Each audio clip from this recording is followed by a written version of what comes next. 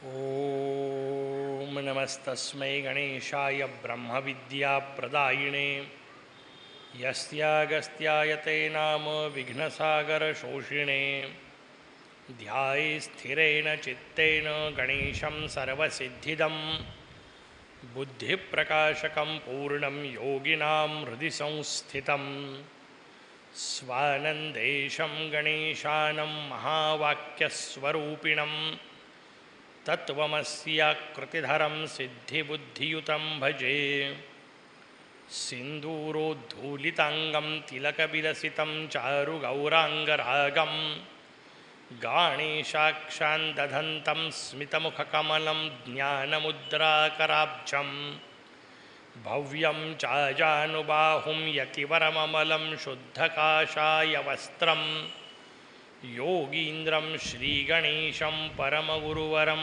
गाणपाचार्यमीडे. परब्रह्म परमात्मा भगवान श्री मयुरेश्वर, समस्त क्षेत्र देवता आणि उपस्थित सज्जन हो. श्री मुद्गल पुराणाचं निरूपण आपण रोज करतोय. आजच्या दिवशी आपल्याला चौथ्या खंडाला प्रारंभ करायचा आहे आणि प्रत्येक खंडामध्ये एक वेगळाच विषय त्यांनी अत्यंत महत्त्वाचा म्हणून चिंतनाला घेतला. त्या राक्षसाचं कथानक आहेच, त्या राक्षसाच्या विनाशाकरता त्या विनायकाचा जो अवतार झाला त्याचं तर वर्णन आलंच. पण जसं पहिल्या खंडामध्ये संपूर्ण रचनाच आपल्याला सांगितली, एकूणच उपासकाची रचना कशी असली पाहिजे, आणि मग एकूण शास्त्राची रचना सांगताना दक्षांची आणि मुद्गलाची कथा आणि त्यातून त्या दोघांच्या संवादाचा विषय आपल्यासमोर पहिल्या खंडात महत्त्वाचा म्हणून आला. दुसऱ्या खंडात स्वाभाविक सगळ्या भूगोल खगोल इत्यादी वर्णांचा जो भाग आहे तो महत्त्वाचा म्हणून आला. तिसऱ्या खंडामध्ये काल परवापर्यंत आपण पाहताना वेगवेगळ्या गोष्टींच्या मागे असणारं वैज्ञानिक रहस्य येईल अशा प्रकारच्या काही कथा आपल्याला सांगण्यात आल्या. चौथा खंड हा चौथा असल्यामुळे आणि चौथा हा मोरयाचा आवडता विषय असल्यामुळे संपूर्ण खंड चतुर्थी वर्णनाला समर्पित अशा प्रकारचा खंड आहे. त्या स्वरूपातला खंड आपल्यासमोर चौथा खंड येऊन पोहोचतो. अर्थात चतुर्थी वर्णन जरी असलं तरी अगदी पहिल्या अध्यायापासून वर्णन आपल्याला गजाननाचं पाहायला मिळतं. हा चौथा अवतार आहे मोरयाचा आणि सर्वाधिक सुंदर अवतार.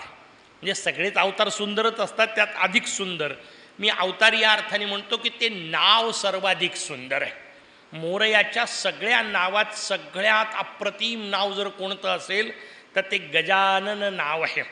इतकं अप्रतिम मोरयाचं नाव नाही. वेगवेगळ्या अर्थाने गजासुराचा विषय वगैरे येईल त्यावेळा आपण गजाची कथाही सांगू, गजाचे अर्थही सांगू, त्यावेळा आणखीन त्यातले वेगळे पैलू सांगील. पण आत्ता एकच मुद्दा महत्त्वाचा म्हणून आपल्याला मुद्दाम सांगतो की गजानन हे जगातलं सर्वोपरी श्रेष्ठ नाव आहे. कारण याच्यात 4 अक्षर आहेत, ग ज न आणि न. हे 4 अक्षर आपल्याला गंमत लक्षात येईल, 4ही वेदांचे अंतिम अक्षर आहेत. पहिल्या वेदाचं नाव आहे ऋग्वेद.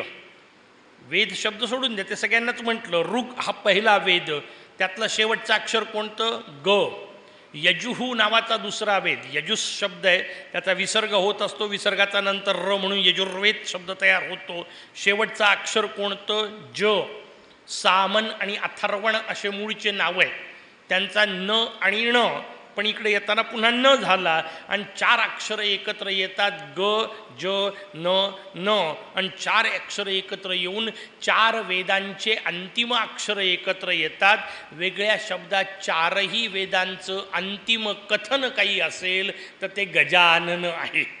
4 वेदांचा निचोड काही असेल तर ते गजानन नाव आहे. याच्यापेक्षा सुंदर मोरयाचं दुसरं नाव नाही. आणि म्हणून सगळ्यात अप्रतिम नाव ज्याचा वापर करून भगवान भृशुंडी महाराज स्वतः गजानन झाले याचं वर्णन आपण पाहिलं. तो गजाननाचा अवतार आपल्यासमोर येतो. हा चौथा अवतार आहे. या अवताराला सांख्य ब्रह्म असं म्हटलं.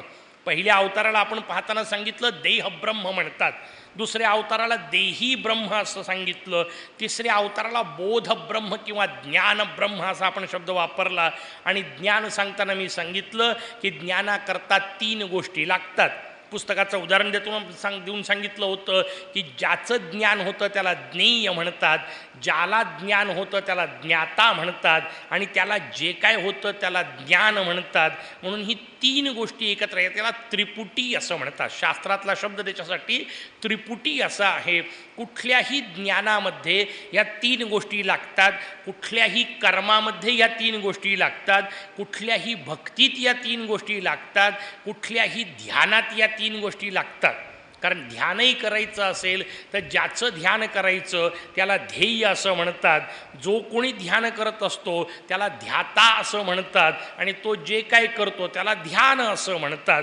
जसं ज्ञेय ज्ञाता ज्ञान होतं तसं ध्येय ध्याता आणि ध्यान असा विषय असतो. भक्तीही करायची असेल तर ज्याची उपासना करायची त्याला उपास्य असं म्हणतात, जो उपासना करतो त्याला उपासक असं म्हणतात, आणि जी काही केली जाते तिला उपासना असं म्हणतात. म्हणून तीन गोष्टी लागतातच. कर्मही करायचं असेल तर ज्याच्याशी संबंधित करायचं आहे त्याला कृतीचा पदार्थ म्हणून लागतो, कृती करणारा कोणीतरी लागतो, आणि त्याची एक कृती असते. म्हणून प्रत्येक गोष्टीत या तीन गोष्टी असतात. त्याला शास्त्रांनी त्रिपुटी असं म्हटलं. तीनचाच खेळ असतो, कारण आपल्या सगळ्यांमध्ये तीनचाच खेळ चालला आहे. तुम्ही आम्ही इथं बसलेलो सगळेजण तीन तीन जण आहोत. मी जो इथं बसलो आहे तुमच्यासमोर ते तिघंजणं बसलो आहे, आणि तुम्ही माझ्यासमोर प्रत्येकजण तीन तीन आहात. धक्कादायक आहे ना? तुम्हाला बुवा काय पिऊन आला, तीन तीन का दिसतंय, असं नाही अर्थ. आपण इथं बसलेले प्रत्येकजण तीन शरीरांनी युक्त आहोत. आपल्या प्रत्येकाला तीन देह आहेत. मी काही कल्पना सांगत नाही, चला तुमचा अनुभव तुम्हाला सांगतो, पहा तीन कसे आहेत. इथं बसलेल्या प्रत्येकाने आयुष्यात एकदा ना एकदा तरी असं स्वप्न निश्चित पाहिलं आहे की आपण धावत धावत कुठंतरी चाललो आहे. असं स्वप्न पाहिलं की नाही? नक्की पाहिलं. पहा तीन कसे आहेत. पहिला महत्त्वाचा तो जो पलंगावर झोपलाय, तो कुठं चाललाय? धावत. स्वप्नात तर तुम्ही पाहताय की तुम्ही धावत धावत चाललेले आहात, पण जो पहिला आहे तो पहिल्यात झोपलाय ना, तो तर धावत नाही आहे. मग दुसरा तो धावत आहे. तुम्ही म्हणाल ठीक आहे, दोन कळले. एक झोपलेला आहे तो काही धावत नाही, एक धावताना दिसतोय तो दुसरा.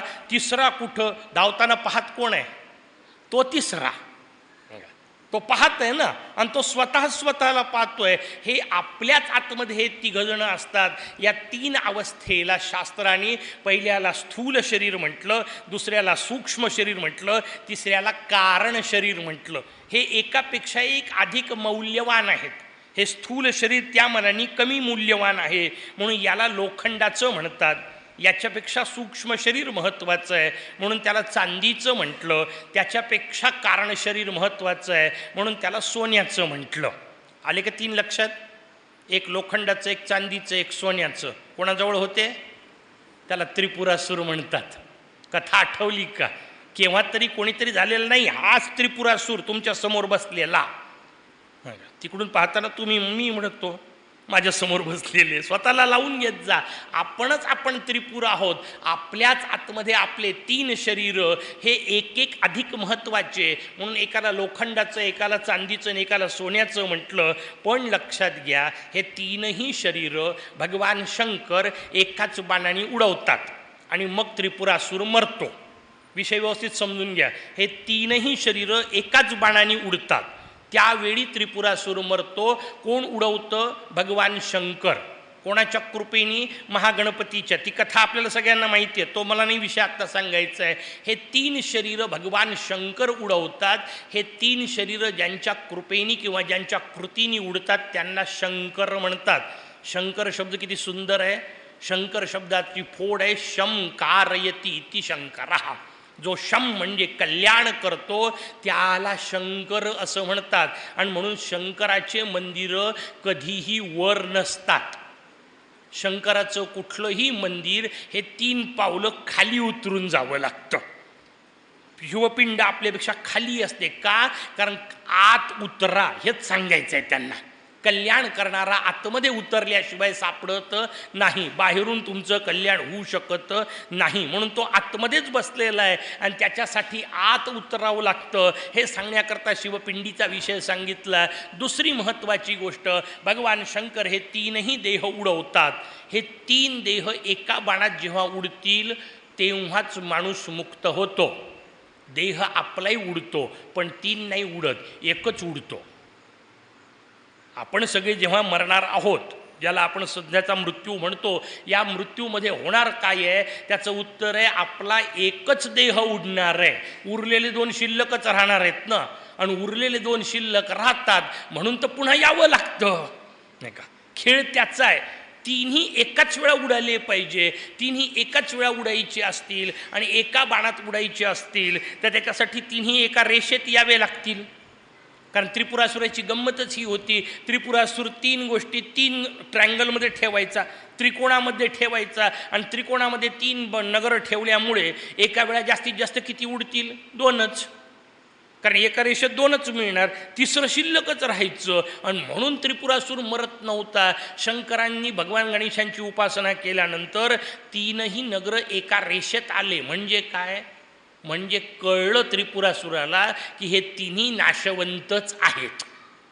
हे तिन्ही नाशवंत आहे हे कळणं, यालाच एका रेषेत असं म्हणतात. आणि मग ते तिन्ही जाळून मोकळं होणे याला त्रिपुर जाळणे म्हणतात. संध्याकाळचा नुसताच काकडा पेटवणे आणि तो ओवाळणे एवढाच विषय नाही, ते प्रतीक आहे.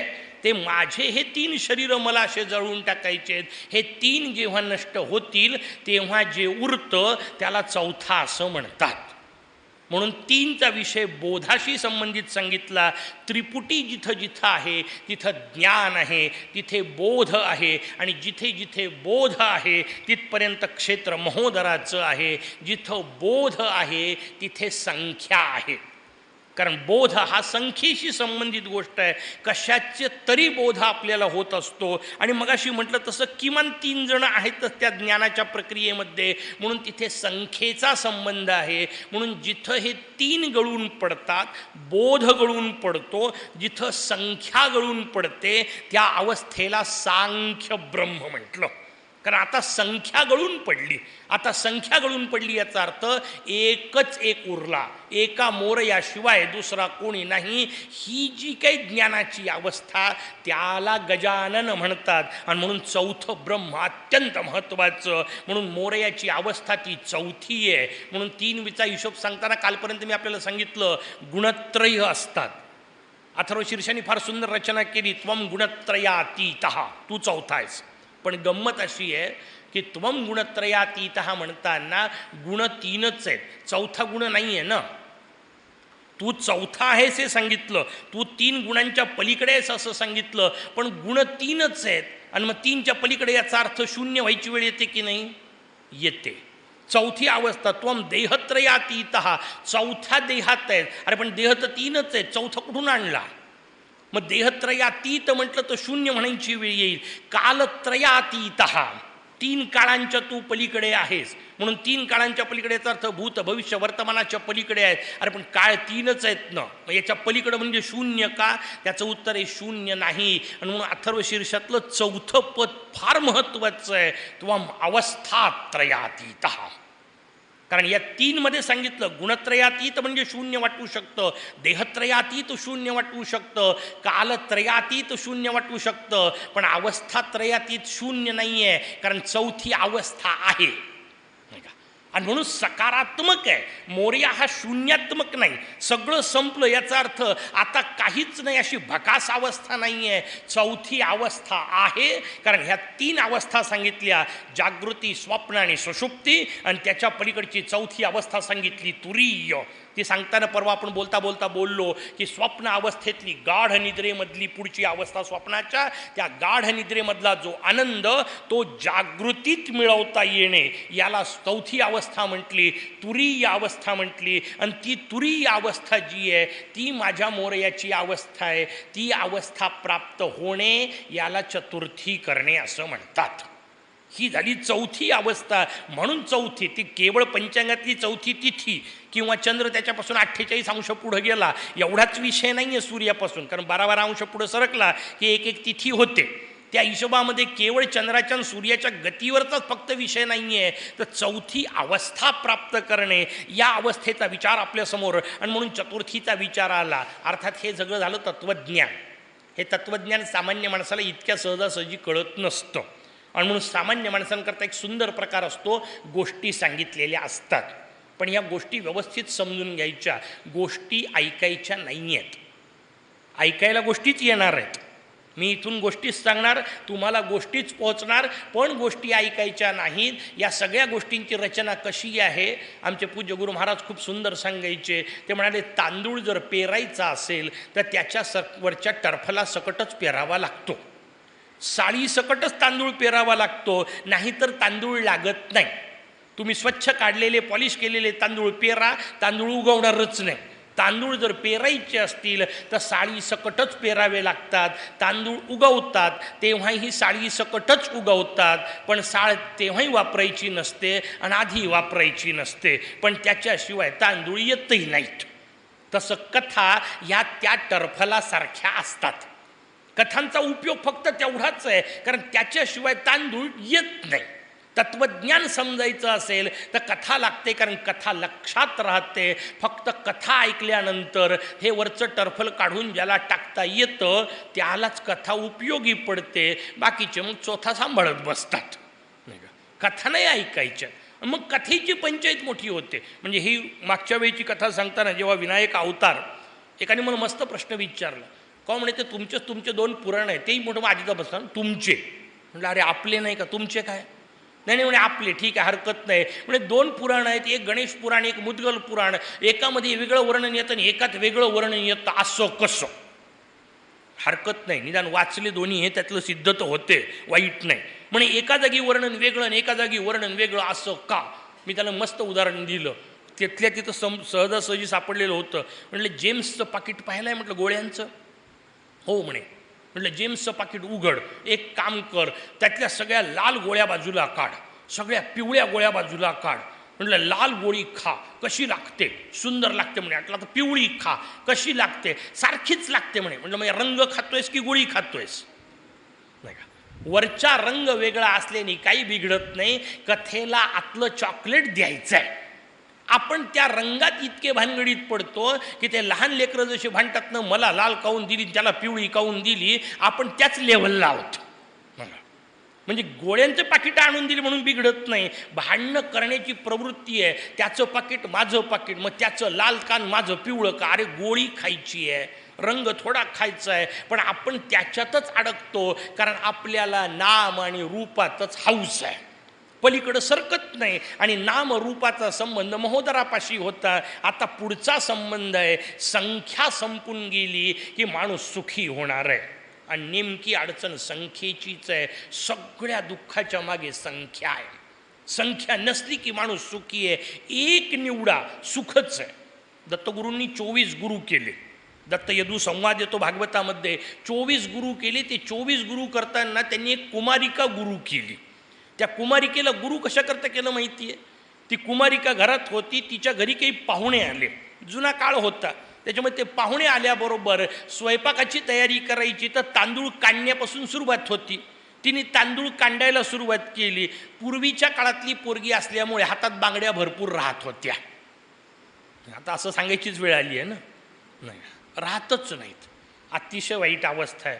माता भगिनींनो, बिना बांगड्यांच्या रात जाऊ नका, बिना पैंजणांच्या रात जाऊ नका. मी आमच्या विद्यार्थ्यांना, गमतीने विद्यार्थिनींना सांगत असतो, म्हटलं काय तुमची अवस्था आहे ग वाईट. पायात काही नाही, हातात काही नाही, गळ्यात काही नाही, कानात काही नाही, डोक्यात नसलं पाहिजे असं. या सगळ्या गोष्टींना मूल्य आहे. आणि कायम लक्षात ठेवा, तुमच्या माझ्या भारतीय संस्कृतीने सांगितलेल्या प्रत्येक गोष्टीच्या मागे फक्त आणि फक्त विज्ञान आहे. हातात बांगड्या घालणं सुद्धा विज्ञान आहे. विषय निघाला तर 1 मिनटं सांगतो. ती बांगडी वापरताना काचेचीच का? कारण काचेचे आणि सोन्याचे गुणधर्म सारखे आहेत असं आयुर्वेद सांगतं. काचेचे आणि सोन्याचे गुणधर्म सारखे आहेत. इथं सतत त्यांनी काच घासत राहिली. हा पॉईंट फार महत्त्वाचा आहे ना. किती महत्त्वाचं आहे डॉक्टरला विचारा. नाही, इथंच तपासतं ना, तपासण्याची जागा आहे. फार महत्त्वाचा बिंदू आहे. या बिंदूवर सतत काच घासत राहिलं, सोनं घासत राहिलं, नाही जमलं काही तर निदान रेशमी धागा तरी बांधा. रेशमाचे तेच फायदे मिळतात. हा बिंदू एकदा व्यवस्थित राहिला की संपूर्ण शरीर व्यवस्थित राहतं. आणि मग गाणपत्यांचा विचार पुढे येणार आहे. इथे शमीन मंदार घासत असले पाहिजे, कारण इथं शमी मंदार घासले की बाकी सगळ्या शरीरावर त्याचे परिणाम होतात. म्हणून त्या गोष्टी नुसत्या शो म्हणून नव्हत्या केलेल्या, त्या प्रत्येकाच्या मागचं विज्ञान आहे. कानसुद्धा का टोचायचे, नाकसुद्धा का टोचायचं, त्याचा शरीर विज्ञानाशी संबंध आहे. म्हणून तर कान पुरुषांचे टोचल्या जातात ना, पण नाक फक्त स्त्रियांचंच टोचल्या जातं. पुरुषांचं नाक टोचण्याची पद्धत नाही आहे. का? कारण नाक टोचण्याचा संबंध स्त्री धर्माशी आहे, म्हणून ते फक्त स्त्रियांपुरता विषय आला. तुमच्या माझ्या संस्कृतीने दिलेल्या प्रत्येक गोष्टीच्या मागे विज्ञान आहे. शरीर विज्ञानाचा हिशोब सांगितला, सोडून द्या, आत्ता आपला विषय नाही आहे. मला आपल्याला सांगायचं आहे की या प्रत्येक गोष्टीचा विचार आला आणि एक एक गोष्ट संख्या, जिथे जिथे मोजमाप येतं अडचण तिथंच येते. ती पोरगी कांडत बसली होती, तिच्या हातामध्ये नाना प्रकारच्या बांगड्या आहेत आणि जेवढ्या जेवढ्या बांगड्या जास्त तेवढं काढण्याचा आवाज जास्त. कारण ते प्रत्येक वेळा ठोकलं की ती बांगड्या खळ खळ वाजायच्या. तिच्या लक्षात आलं की बाहेर बांगड्यांचा आवाज जातोय आणि आलेल्या पाहुण्यांना बांगड्यांचा आवाज जातो, याचा अर्थ हिच्या घरात तांदूळ नाही याची जाहिरात होतीये.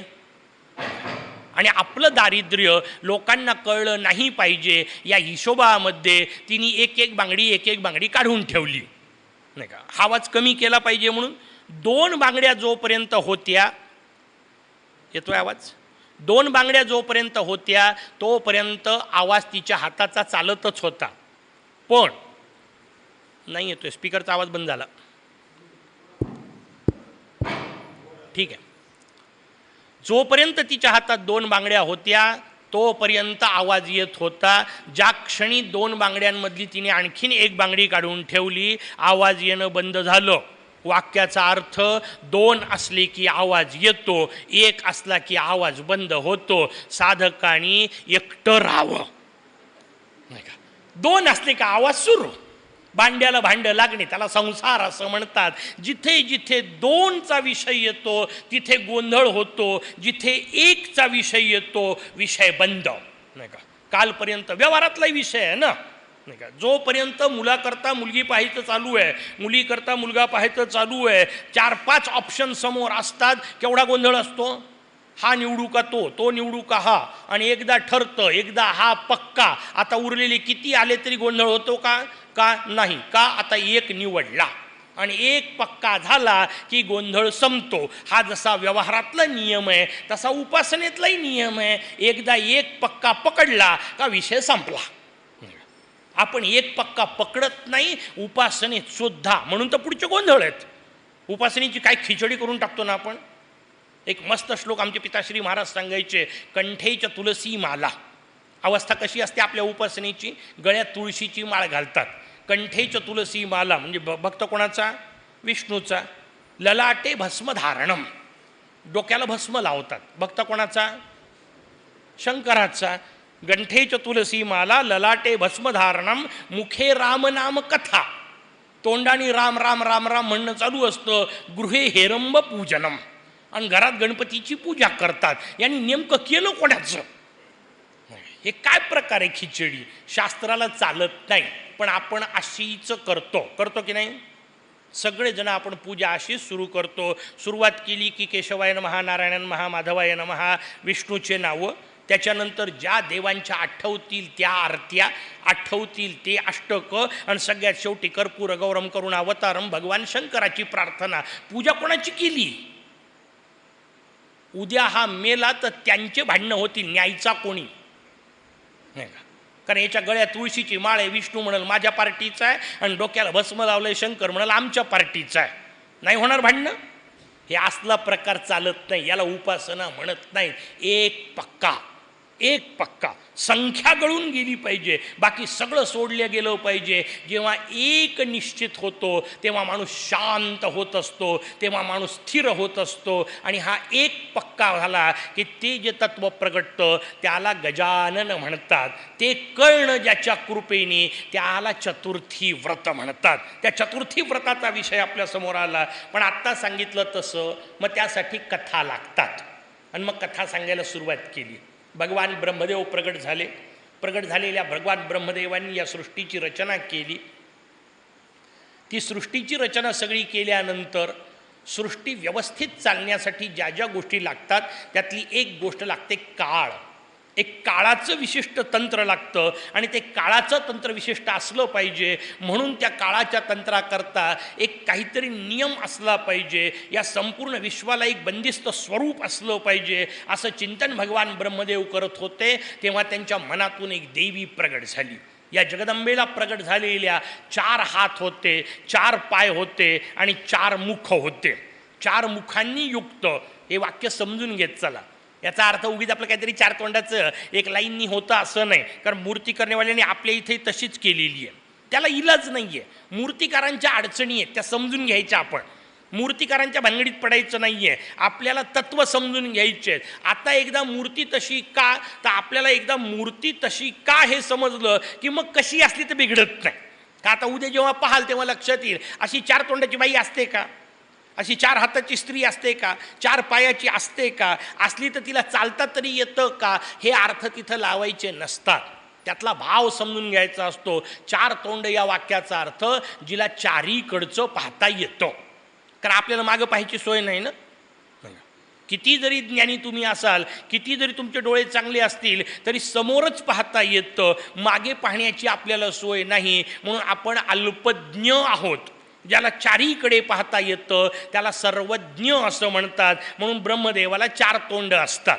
याचा अर्थ ती रांग असते असा अर्थ नाही आहे. त्यातला भाव समजून घेतला पाहिजे. तसं सर्वज्ञ होती. सर्व प्रकारच्या शक्ती तिच्या हातात होत्या. आणि शक्ती कोणत्या असतात? 4च प्रकारच्या. कोणत्या? धर्म, अर्थ, काम, मोक्ष. हे 4ही तिच्या हातात आहेत. म्हणून तिला 4 हात आहेत. 4 गती आहेत तिला. एक कर्माची गती आहे, एक योगाची गती आहे, एक ज्ञानाची गती आहे, एक भक्तीची गती आहे. 4 गतींनी युक्त आहे म्हणून तिला 4 पाय आहेत. 4 शक्तींनी युक्त आहे म्हणून तिला 4 हात आहेत. आणि चारीकडचं तिला कळतं म्हणून 4 मुख आहेत. अशी 4 मुखाची, 4 हाताची, 4 पायांची स्त्री जन्माला आली. 4चा हिशोब असल्यामुळे तिला चतुर्थी असं म्हटलं गेलं. ती चतुर्थी ब्रह्मदेवांच्या समोर आली. ब्रह्मदेवांनी तिला गणेश मंत्र सांगितला. तिने तपश्चर्या केली. तपश्चर्येनंतर ती स्वतःच्या शरीरात 2 भागात विभागल्या गेली. एक तिचा काळा भाग बाहेर पडला, एक गोरा भाग बाहेर पडला. काळा भाग जो बाहेर पडला तिला कृष्ण भाग म्हटलं गेलं. त्याला कृष्ण चतुर्थी असं म्हटलं गेलं. जो शुद्ध भाग होता तो शुद्ध राहिलेला भाग त्याला शुक्ल किंवा शुद्ध चतुर्थी असं म्हटलं गेलं. चतुर्थी 2 भागात झाली. दोघींनी पुन्हा गणेशांची उपासना केली. त्या दोघींच्या शरीरातून बाकी सगळ्या तिथ्या निर्माण झाल्या. मग तिच्या मुखातून प्रतिपदा निर्माण होते, नासिकेतून द्वितीया निर्माण होते, वक्षातून तृतीया निर्माण होते, बोटांमधून पंचमी निर्माण होते. अशा वेगवेगळ्या तिथ्यांचा हिशोब सांगितला. शुक्ल पक्षातून पौर्णिमापर्यंतच्या तिथ्या निर्माण झाल्या. कृष्ण पक्षातून अमावास्येपर्यंतच्या तिथ्या निर्माण झाल्या. आणि ह्या सगळ्या 30 तिथ्यांचा विचार एकत्र आला. या 30ही तिथ्यांनी मोरयाची उपासना केली. ते प्रत्येक वेळचं मुद्गलाची ठरलेलं पद्धत आहे. जे जे पुढचं तत्त्व तयार होतं ते भगवंताची उपासना करतं, प्रार्थना करतं आणि भगवान सांगतं ठीक आहे तुला ही शक्ती दिली. कारण या विश्वातल्या प्रत्येक गोष्टीला एक ताकद आहे, प्रत्येक गोष्टीत एक क्षमता आहे, प्रत्येक गोष्टीत एक योग्यता आहे, पात्रता आहे. आणि त्या गोष्टीची योग्यता त्या गोष्टीशिवाय दुसऱ्या कशानेच करता येत नाही. एवढा तर निदान शक्ती आहेच की नाही. हातोड्यात हातोड्याची एक ताकद आहे, खिळ्यात खिळ्याची एक ताकद आहे. खिळ्यानी जे काम होतं ते हातोड्यानी होत नाही आणि हातोड्यानी होते ते सबलीनी होत नाही. प्रत्येक गोष्टीची एक वेगळी शक्ती. ती शक्ती, ती सगळी शक्ती शेवटी कोणाची? एकट्या मोरयाची. आणि म्हणून हे सगळे तपश्चर्या करतात. यांना शक्ती मिळते. अशा प्रकारचे कथानकं आपल्याला पाहायला मिळतात. या सगळ्या तिथ्यांनी तपश्चर्या केली. भगवान सगळ्यांच्या समोर प्रगट झाले आणि भगवंतांनी सांगितलं की ठीक आहे प्रतिपदेच्या दिवशी दुग्धप्राशन करावं आणि अग्नीची उपासना करावी. द्वितीयेच्या दिवशी फक्त पर्णभक्षण करावं आणि अश्विनी कुमारांची उपासना करावी. तृतीयेच्या दिवशी लवणहीन म्हणजे मीठ नसलेलं अन्न खावं, आदिशक्तीची उपासना करावी. पंचमीला दुग्ध किंवा आंबट नसलेलं खावं, नागांची उपासना करावी. तुम्हाला उरलेलं एवढे 4 पहिले करून या, मग सांगतो. नुसती यादी ठाऊन करू काय? मी आपलं बसल्या बसल्या यादी सांगितली. लक्षात राहिले 4 तरी राहिले का लक्षात? 4 नाही राहिले तर 14 कसे लक्षात राहतील? त्याच्यामुळे ते काही करायच्या भानगडीत पडू नये.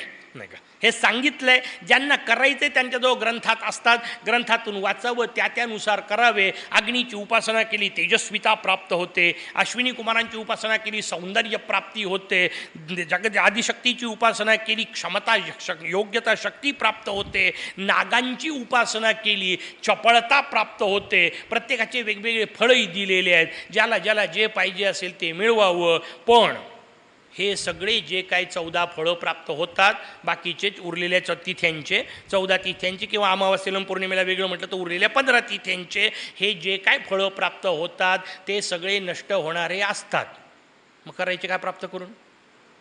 नाहीतरी जर संपणारेच असतील तर गोळा करायचे कशा करता? मग शेवटचा विषय उरतो, न संपणारं फळ कुठं मिळतं? त्याचं उत्तर आहे चतुर्थीचं. म्हणून तेवढी करावी, उरलेल्या सोडून द्याव्यात, नाही का?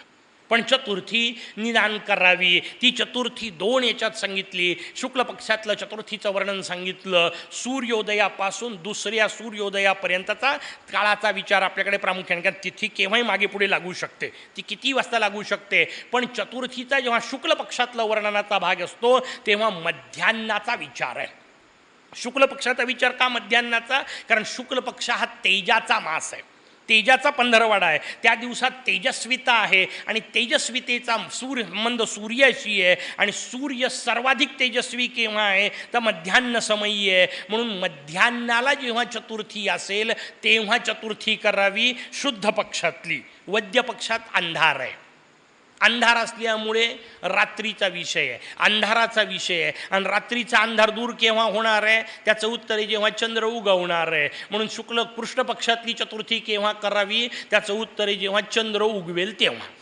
सोप्या शब्दात चंद्राचा असो की सूर्याचा असो, प्रकाश मिळाला पाहिजे. आणि प्रकाश मिळाला की काय होतं? कालपर्यंत जे चुकीचं दिसत होतं ते व्यवस्थित दिसायला लागतं.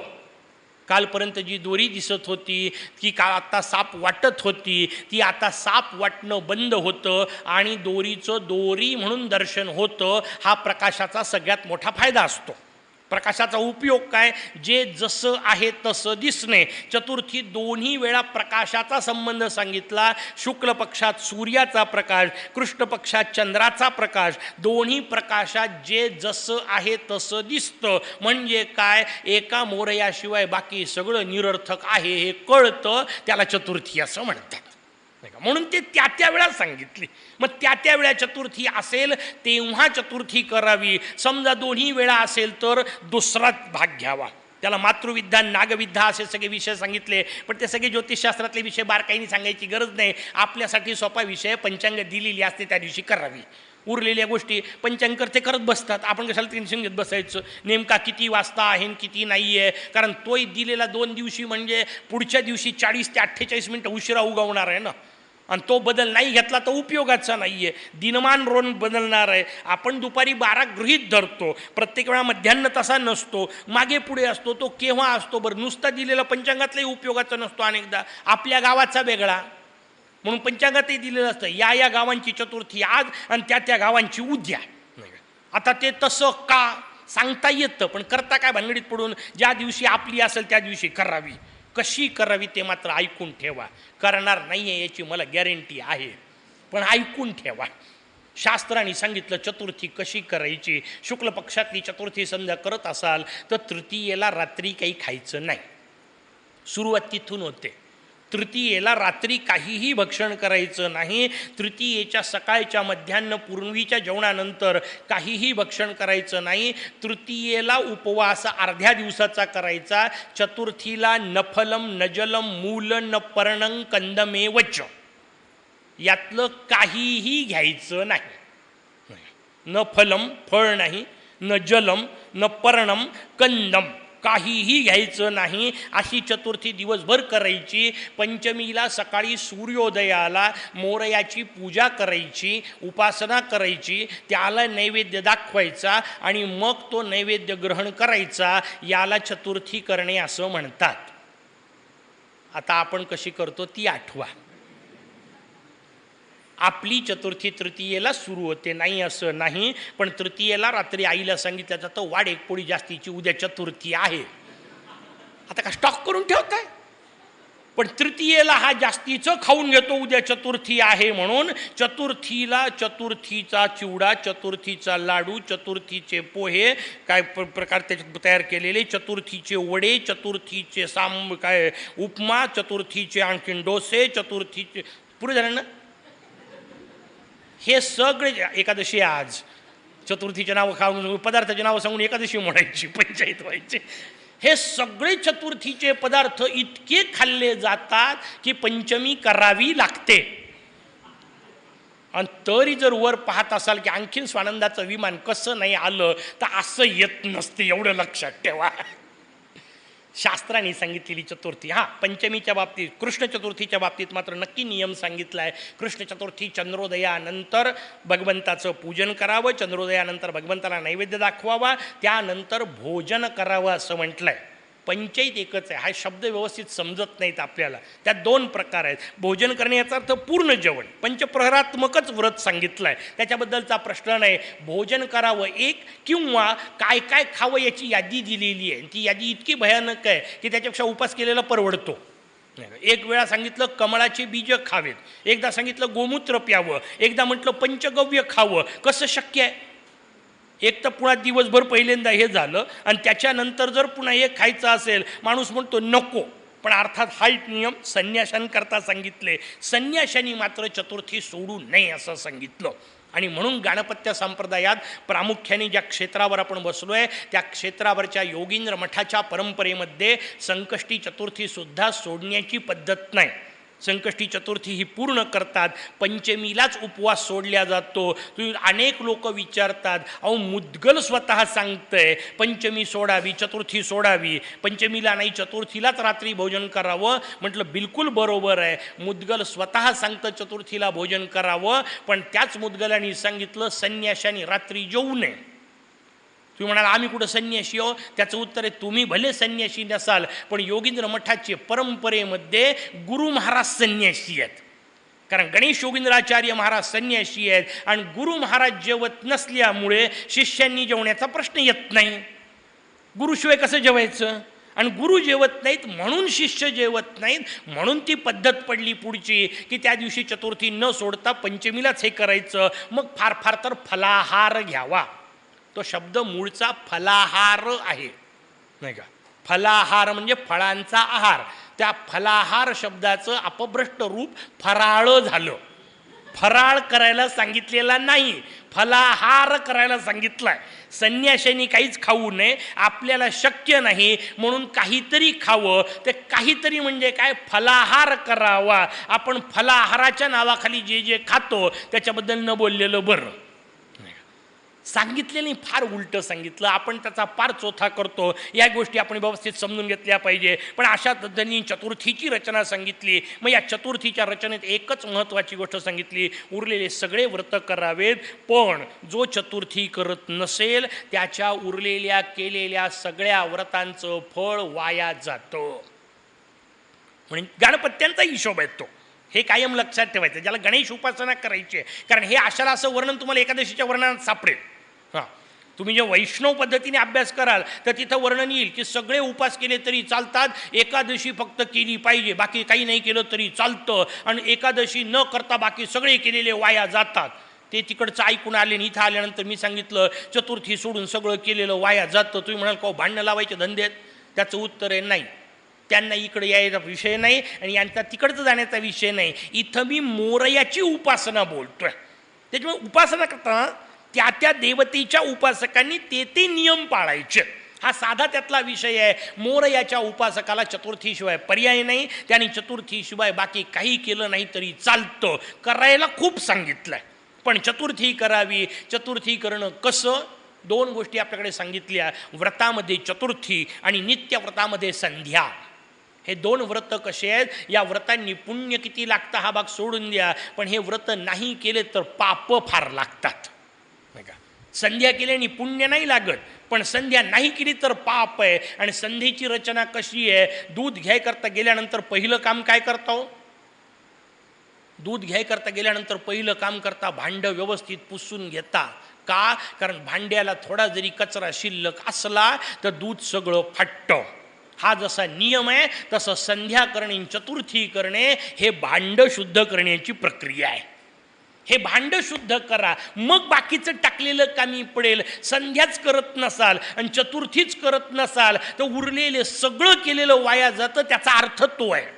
कारण उरलेलं सगळं जरी त्या भांड्यात टाकलं तरी भांडच अशुद्ध असल्यामुळे उरलेल्या सगळ्याचे फळं मिळत नाही. तो हिशोब आपल्यासमोर सांगितला. आणि मग या चतुर्थी कथेमध्ये दशरथांचा आणि वशिष्ठांचा संवाद सांगितला.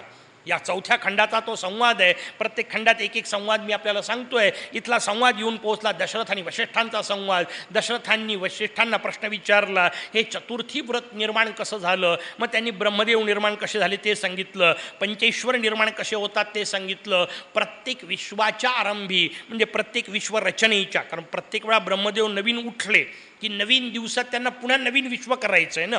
ते रात्री झोपतात तेव्हा हे सगळं विश्व विनाश होतं, प्रलय होतो. नवीन दिवशी पुन्हा उठतात आणि मग धाता यथा पूर्वम अकल्पयत.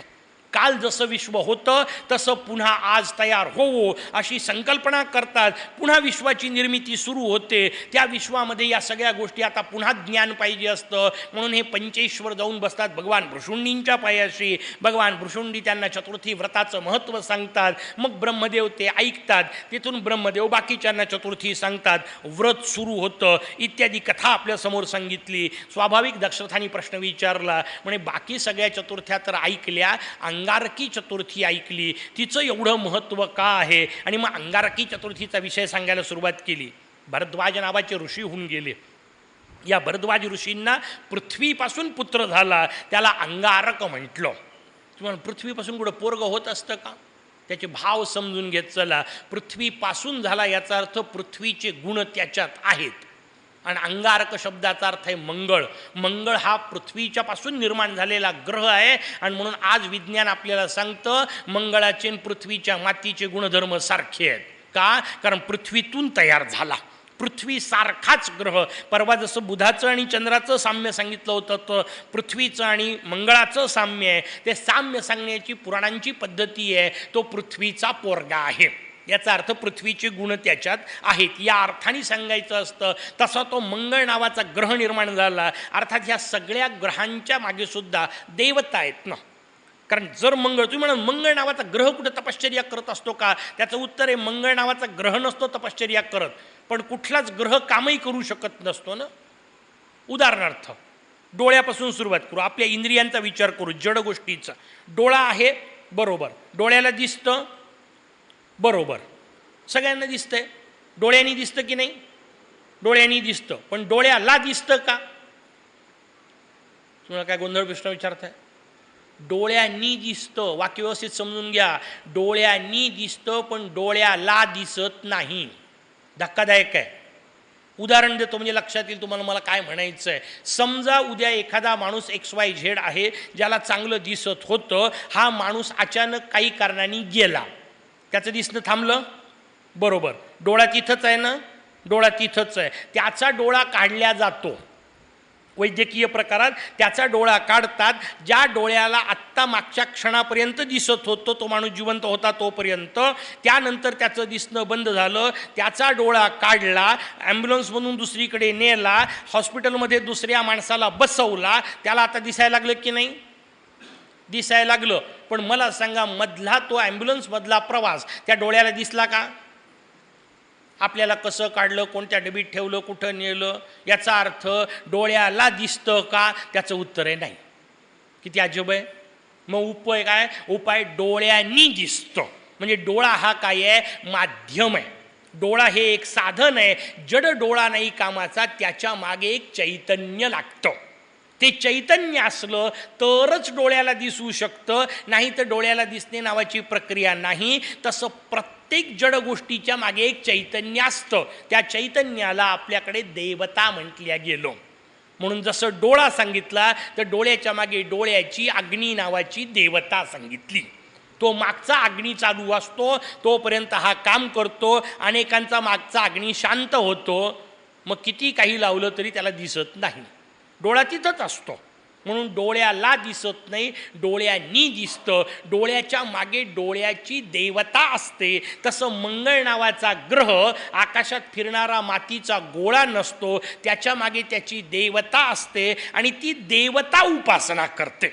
जेव्हा मंगळ उपासनेला बसला असं वाक्य येतं किंवा पृथ्वी उपासनेला बसली असं वाक्य येतं, तेव्हा त्या देवता उपासना करतात. हा भाग समजून घेतला की मग आपल्याला ते विचित्र वाटणार नाही. मंगळाने उपासना केली, मंगळाने उपासना करून भगवान गणेशांना प्रसन्न करून घेतलं आणि सांगितलं माझं नाव तुझ्यासोबत असलं पाहिजे. मंगळाचं नाव आहे अंगारक, लाल आहे तो, लालबुंद असलेला असल्यामुळे त्याला अंगारक असं म्हणतात. त्या अंगारकाच्या शब्दाचा वापर करून भगवंतांनी सांगितलं ठीक आहे, याच्यानंतर माझ्यासोबत तुझं नाव येईल. संकष्टी चतुर्थी जेव्हा येते कृष्ण पक्षातली, तेव्हा तिला अंगारकी चतुर्थी असं म्हणतात. आणि शुक्ल पक्षातली चतुर्थी जर मंगळवारी आली तर तिला अंगारक योग असं म्हणतात. त्या दोन्ही चतुर्थींना अत्यंत महत्त्व प्राप्त केलं कारण त्यांनी विशेष फल केलं.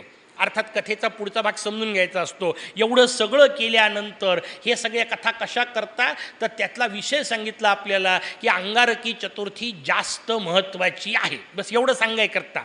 म्हणजे काय, नाही वर्षभरातल्या जमल्या तर निदान तेवढी तरी कर.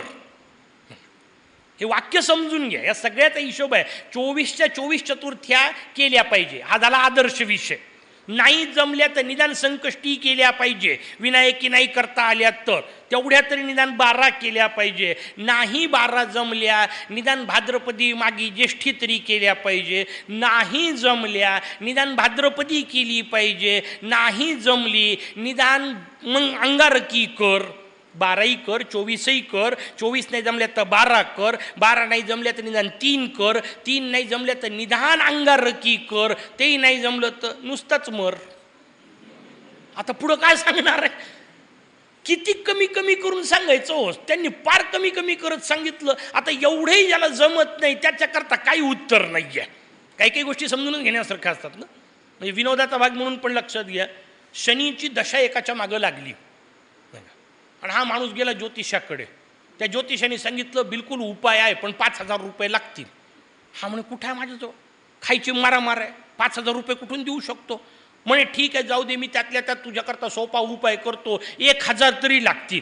हा म्हणे सांगून राहिलो खायची मारामार, 1,000 सुद्धा नाही. म्हणे 500. तोच खाली यायला लागला बिचारा. नाही का 500 म्हणे नाही आहे. म्हणे 100 म्हणे नाही आहे. म्हणे 5 निदान 5 रुपयाने एक नारळ तरी, तेवढं तरी शनीच्या समोर ठेव, नमस्कार कर. नाही म्हणे तेवढे नाही आहे. तो म्हणे चालला जर तुझं शनी काही करू शकत नाही, आता याच्यापेक्षा वाईट करल काय तुझं. उपासनेचे नियम कमी कमी कमी सांगितले, ते निदान तेवढं तरी कर. आणखीन किती सोयी करायच्या. ऋषीमुनी कनवाळूपणे आपल्याला सोय सांगतात. इतकंही ज्याला जमत नसेल त्यांनी या मार्गात येऊच नाही, हा हिशोब सांगितला. आणि मग पुढचा विषय सांगताना सांगितला की सगळ्या देवता ऋषी एकत्र जमले, या सगळ्यांचं एक संमेलन झालं. या संमेलनात ठरलं सगळ्यात मोठा देव कोणता, याच्यावर चर्चा झाली. प्रत्येकाने सांगितलं आपापली कुलदेवताच महत्त्वाची, आपण त्याचाच हे केलं पाहिजे. आणि मग सुरुवातच आपल्या देवतेपासून करायची. कशाला सुरुवातीला पहिले गणपतीचं नाव घ्यायचं इत्यादी विषय झाला. हे सगळ्या कथा व्यवस्थित समजून घेत चला. तुम्हाला का हे सगळे ऋषीमुनी एवढे अज्ञानी होते का की अशा प्रकारचे विषय करतील? कोणीही नव्हतं. सगळ्या ऋषीमुनींना मोरयाचं श्रेष्ठत्व, मोरयाचं सर्वपूज्यत्व, सर्वाधिपूज्यत्व सगळ्यांना मान्य आहे. मग अशा प्रकारचे संवाद का येतात? आपल्याला कळण्यासाठी येतात. ऋषींमध्ये नाही आहे प्रॉब्लेम. हां, जेव्हा विष्णू प्रश्न विचारतात असं कसं गणेश तत्व आहे, याचा अर्थ विष्णूंना माहीत नव्हतं म्हणून नाही विचारत. शंकर जेव्हा विचारतात गणेश तत्व कसं आहे, ते शंकरांना कळत नव्हतं म्हणून नाही विचारत. पहिल्या अध्यायात आलं ना आपल्याला, पहिल्याच खंडामध्ये भगवान शंकर विचारतात दत्तात्रेयांना मी आता काय करू. आता शंकरांना कळत नव्हतं का काय करायचं? शंकरांना कळत होतं. शंकरांकरता नाही सांगितलं. शंकरांनी जे सांगितलं ते ऐकल्यानंतर आपल्यासारख्या कंकरांना कळायला पाहिजे म्हणून शंकरांनी सांगितलं. कंकर शब्दाचा अर्थ दगड. हिंदीमधला शब्द आहे तो, शंकरला लागणारा असल्यामुळे मी वापरला. कंकर म्हणजे आपल्यासारखे जे पाषाण आहेत, दगड आहेत, त्यांना कळलं पाहिजे म्हणून शंकरांचा संवाद असतो. शंकरांना सगळं माहिती असतं, हे आपल्याला व्यवस्थित कळलं पाहिजे. इथं ऋषीमुनींचा संवाद झाला. आपण आपल्या कुलदैवतेचं स्तवन करायचं आणि मग सगळ्यांनी असं ठरवल्याबरोबर एक भयानक मोठं वादळ आलं. त्या वादळातून एक भयानक भयपुरुष जन्माला आला, प्रकट झाला सगळ्यांच्या समोर. सगळे घाबरून गेले. म्हणजे नुसतं आपल्या देवाचं नाव घेऊन काम करायचं असा संकल्प केला तर एवढे विघ्न आहेत. केलं प्रत्यक्ष तर काय होईल? त्याचे उत्तर 2 यज्ञ सांगितलं तुम्हाला. दक्षाचा यज्ञ शंकरांनी घालवला, बलीचा यज्ञ वामनांनी घालवला, नाही का. दोन्ही विषय त्या त्या देवांचेच विनाश करलेल्या लीला आपण पाहिल्या. इथं त्यांनी सांगितलं भयानक राक्षस प्रकट झाला, सगळे घाबरले. सगळ्या ऋषींनी भगवान ब्रह्मदेवाचे पाय धरले. भगवान ब्रह्मदेव त्यांना विष्णूंकडे घेऊन गेले. विष्णूंनी सांगितलं सगळ्या पंचेश्वरांना बोलवू. सगळे एकत्र देव आले आणि सगळ्यांनी मिळून मोरयाची प्रार्थना केली. तो भयपुरुषच मोरया रूपात परिवर्तित झाला. भगवानच प्रगट झाले होते आणि भगवंताचं ते स्वरूप पाहिलं. भगवंताचं ते स्वरूप पाहिल्यानंतर सगळेजण शांत झाले. भगवंतानी आपलं स्वरूप दाखवलं, गजस्वरूप जे मूळ आहे, गजमुख स्वरूप दाखवलं आणि ते स्वरूप पाहिल्यानंतर आपल्या सौंदर्याचा अभिमान झालेला चंद्र जोरात हसला. पुढची कथा सगळ्यांना माहिती आहे, अगदी बालपणापासून सगळ्यांनी ऐकली आहे. मग तो चंद्र हसला. त्या हसलेल्या चंद्राला भगवंतानी शाप दिला, तुझ्या सौंदर्याची वाट लागल्याशिवाय राहणार नाही, कोणी तुझं तोंडसुद्धा पाहणार नाही. कशाकरता शाप आहे? भगवंताच्या हास्याकरता जी गोष्ट आपण वापरतो ती विनाशाला कारणीभूत होते, एवढंच सांगायचं आहे. सौंदर्य नष्ट झालं. चंद्र आकाशातून निघून गेला. चंद्र निघून गेल्यानंतर सगळ्यांना पंचायत झाली. चंद्रालाही स्वतःला नंतर लक्षात आला आपण मूर्खपणा केला. चंद्रानेही भगवंताची प्रार्थना केली, उपासना केली. त्याकरता भगवान चंद्राने जे स्थान निवडलं त्याला सध्याच्या काळात आपण गंगा मसले असं म्हणतो. बीड जिल्ह्यामध्ये एक क्षेत्र आहे गंगा मसलेला, तिथे भालचंद्र गणेश आहेत. भगवान चंद्राने उपासना केली आणि गणेशाचं स्थान निर्माण केलं. चंद्रावरचं हे संकट इतकं मोठं होतं की सगळ्याच देवतांनी गणेशाची उपासना केली. एकाच जागी सगळ्या देवता जमल्या, त्यांनी आपापले गट तयार केले, त्या गटानुसार वेगवेगळ्या जागी बसून त्यांनी उपासना केली. आता इतक्या मूर्ती आणणं प्रत्येक वेळा शक्य नव्हतं, म्हणून मध्ये एकच मूर्ती स्थापन केली आणि त्याच्या भोवताल गोल बसले. समजून घ्या मजेदार रचना. सगळ्या देवता, अनेक देवता एका जागी जमलेल्या आहेत आणि म्हणून त्या अनेक देवतांनी एका जागी बसून मध्ये एक मूर्ती मांडली, त्याच्या भोवताल गोल बसून तपश्चर्या केली. सगळ्यांच्या समोर जेव्हा भगवंतांना प्रगट व्हायचं होतं तेव्हा चौघांनाही दिसले पाहिजे की नाही, सगळ्यांना दिसले पाहिजे की नाही. म्हणून भगवान चारही बाजूंना मूर्ती असलेल्या रूपात प्रगट झाले आणि तशी पहिली मूर्ती आपल्या इथे स्थापन झाली, तिला नवगण राजुरी असं म्हणतात. नवगण राजुरीला तुम्ही जा, एकाच पाषाणात चारी बाजूला मोरी आहे. अशा अनेक मूर्ती आहेत. महाराष्ट्रामध्ये तुम्हाला कितीतरी सापडतील. आमच्या कळंबला अत्यंत सुंदर मूर्ती आहे. चिंतामणीपासून वर आले की वरच्या बाजूला चारी बाजूनी गणेश असलेली मूर्ती आहे. रामटेकच्या याच्यावर रामाच्या मंदिरामध्ये तिथे वरती अत्यंत सुंदर अशी चारी बाजूची मूर्ती आहे. भंडाऱ्याच्या याच्यामध्ये किल्ल्यापाशी अत्यंत सुंदर मूर्ती आहे. केळापूरजवळ एक सुंदर मूर्ती आहे अशी, ज्या मी पाहिलेल्या त्या सांगतो. अनेक असतील इतरही जागी. नवगण राजुरीपासून ते चारी बाजूला मुख असलेला मोरया का, तर तो मध्ये एकदाच प्रगट झाला आणि सगळ्यांकडे पाहाय करता चारी बाजूला असलेला प्रगट झाला. म्हणून तशी रचना निर्माण झाली. सगळ्यांनी मिळून शेवटी सांगितलं त्या चंद्राचा शाप दूर करा. भगवंतांनी सांगितलं ठीक आहे, पण पूर्ण दूर होणार नाही. एक दिवस तो शाप तसाच राहील. ज्या दिवशी त्यांनी हा चुकीचा प्रकार केला होता त्या भाद्रपद शुद्ध चतुर्थीला त्याचं दर्शन घ्यायचं नाही.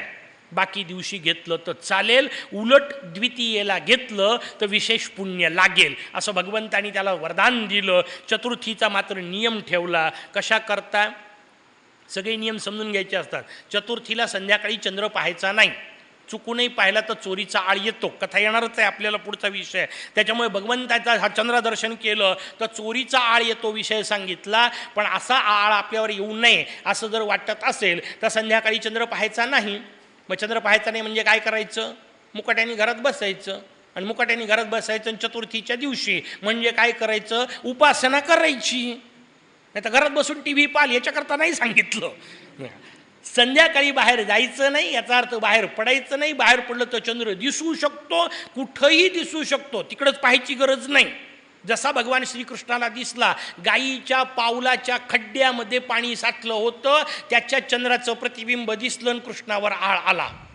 स्वाभाविक लोकांनी प्रश्न विचारला, दशरथांनी प्रश्न विचारला, या विशिष्ठांना, शौनकांनी प्रश्न विचारला, सूतांना, नेमकी कथा पूर्ण व्यवस्थित सांगा ना. आणि मग कथा सांगायला सुरुवात केली.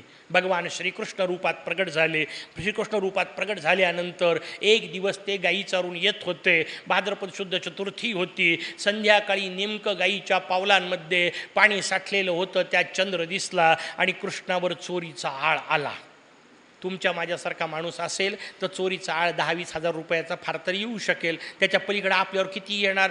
कृष्णावर आळ यायचा आहे. छोट्या गोष्टीचा कसा चालेल? माणूस जेवढा मोठा तेवढे घोटाळे मोठे की नाही का? कृष्णाचा घोटाळा सांगायचा आहे. मग लंबा चौडा सांगायला सुरुवात केली. सतराजित नावाचा एक राजा होता. त्या सतराजित राजाने सूर्याची उपासना केली. त्या सूर्याच्या उपासनेने सूर्याने त्याला स्यमंतक नावाचा एक मणी दिला. या मण्याचं वर्णन असं आहे की याच्यातून रोज 8 भार सोनं निघायचं. त्याच्यातून जे पाणी निघायचं सूर्यकिरण त्याच्यावर पडल्यानंतर त्याचं सोन्यात रूपांतर व्हायचं. भार हे त्या काळचं माप आहे. त्याच्यामुळे 8 भार सोनं त्याच्यातून निघायचं. ही बातमी भगवान कृष्णांना कळली. कृष्णाने सतराजिताला सांगितलं, मणी दाखव, नाही का? आणि इतका महत्त्वाचा जर मणी असेल तर सुरक्षा लागते. तू एक काम कर, राजकोशात जमा कर. रोज तुझं तू सोनं घेऊन जा. आम्हाला सोन्याची काही काळजी नाही आहे. सोनं कुठं कमी आहे, नाही का? सोनं भयंकर असलेले लोक होते ना आपल्याकडे. अख्खं नगरच्या नगर सोन्याचं केलेलं कोण? सगळं नगर सोन्याचं. लोक पटकन सांगतात रावणाची लंका, नाही का? द्वारकाही होती, पण द्वारका आपल्याला आठवतच नाही. आपल्याला रावणाची लंकाच आठवते, कारण आपल्याला रावणच जवळचा. कृष्ण कुठे आठवतात? कृष्ण आठवत नाही. ते स्वतः सांगतात, अरे मला आठवा. म्हणून तर जन्माला आला, आठवा ना, नाही का? काय मजेदार रचना आहे. तो आलाच आठवा. तो तुम्हाला सांगतोय मला आठवा, पण हे त्याला सोडून सगळं आठवतात. जाऊ द्या, वेगळा विषय. भगवान श्रीकृष्णाच्या जवळ सोन्याची पंचायत नव्हती. त्याने सांगितलं सोनं घेऊन जा. पण सतराजिताला लक्षात आलं की कृष्णाचा डाव काही सरळ दिसत नाही, कारण राजकारणी लोक जे बोलतात तसं कुठंच करत नाहीत, नाही का? मोरगावमध्ये बसून आम्ही, तालुका बारामती, नाही का? न बोललेलं बरं, बाकीचं कळलं तुम्हाला काय म्हणायचं ते. मोठी अडचण आहे, नाही का? राजकारणाचा विषय. आपल्याकडे स्वाभाविक सगळी प्रवृत्ती आहे. आणि राजकारणी आहेत भगवान श्रीकृष्ण. ते म्हणतात हा मुळातच कृष्ण, याचं नावच कृष्ण. एक गोष्ट सरळ केली नाही, हा कसा काय खरं सांगेल? त्या सतराजितांनी सांगितलं, खोटं बोलला. राजसभेत खोटं बोलला. भगवान श्रीकृष्णाच्या राजसभेत. त्या सभेचं नाव काय सुंदर आहे हो, सुधर्मा.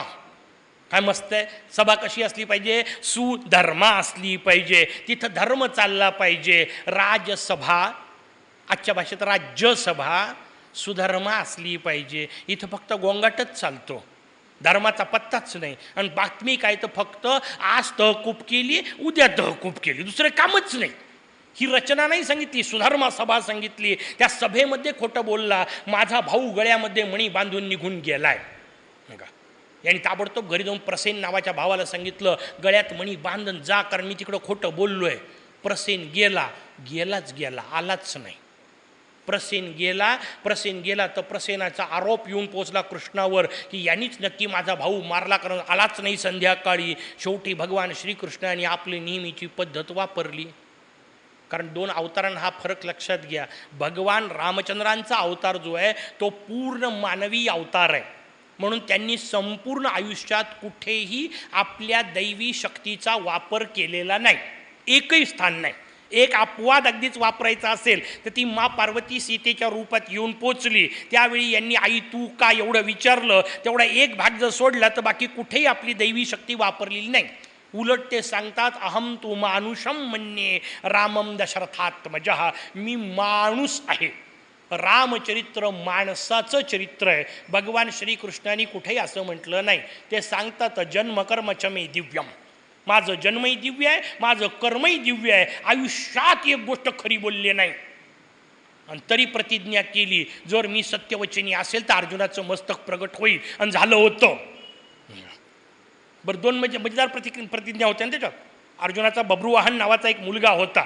उलुपी नावाच्या स्त्रीपासून झाला होता, नागकन्या होती ती, तिच्यापासून झालेलं त्या बब्रुवाहन त्यांनी अर्जुनाचं मस्तक उडवलं. सगळ्यांनी भगवान श्रीकृष्णांची प्रार्थना केली. भगवान श्रीकृष्ण प्रसन्न झाले, प्रगट झाले. प्रगट झाल्यानंतर यांनी अफाट प्रतिज्ञा केली, जर मी आयुष्यात कधी खोटं बोललो नसेल आणि जर मी ब्रह्मचारी असेल तर अर्जुनाचं मस्तक प्रगट होईल. आणि झालं.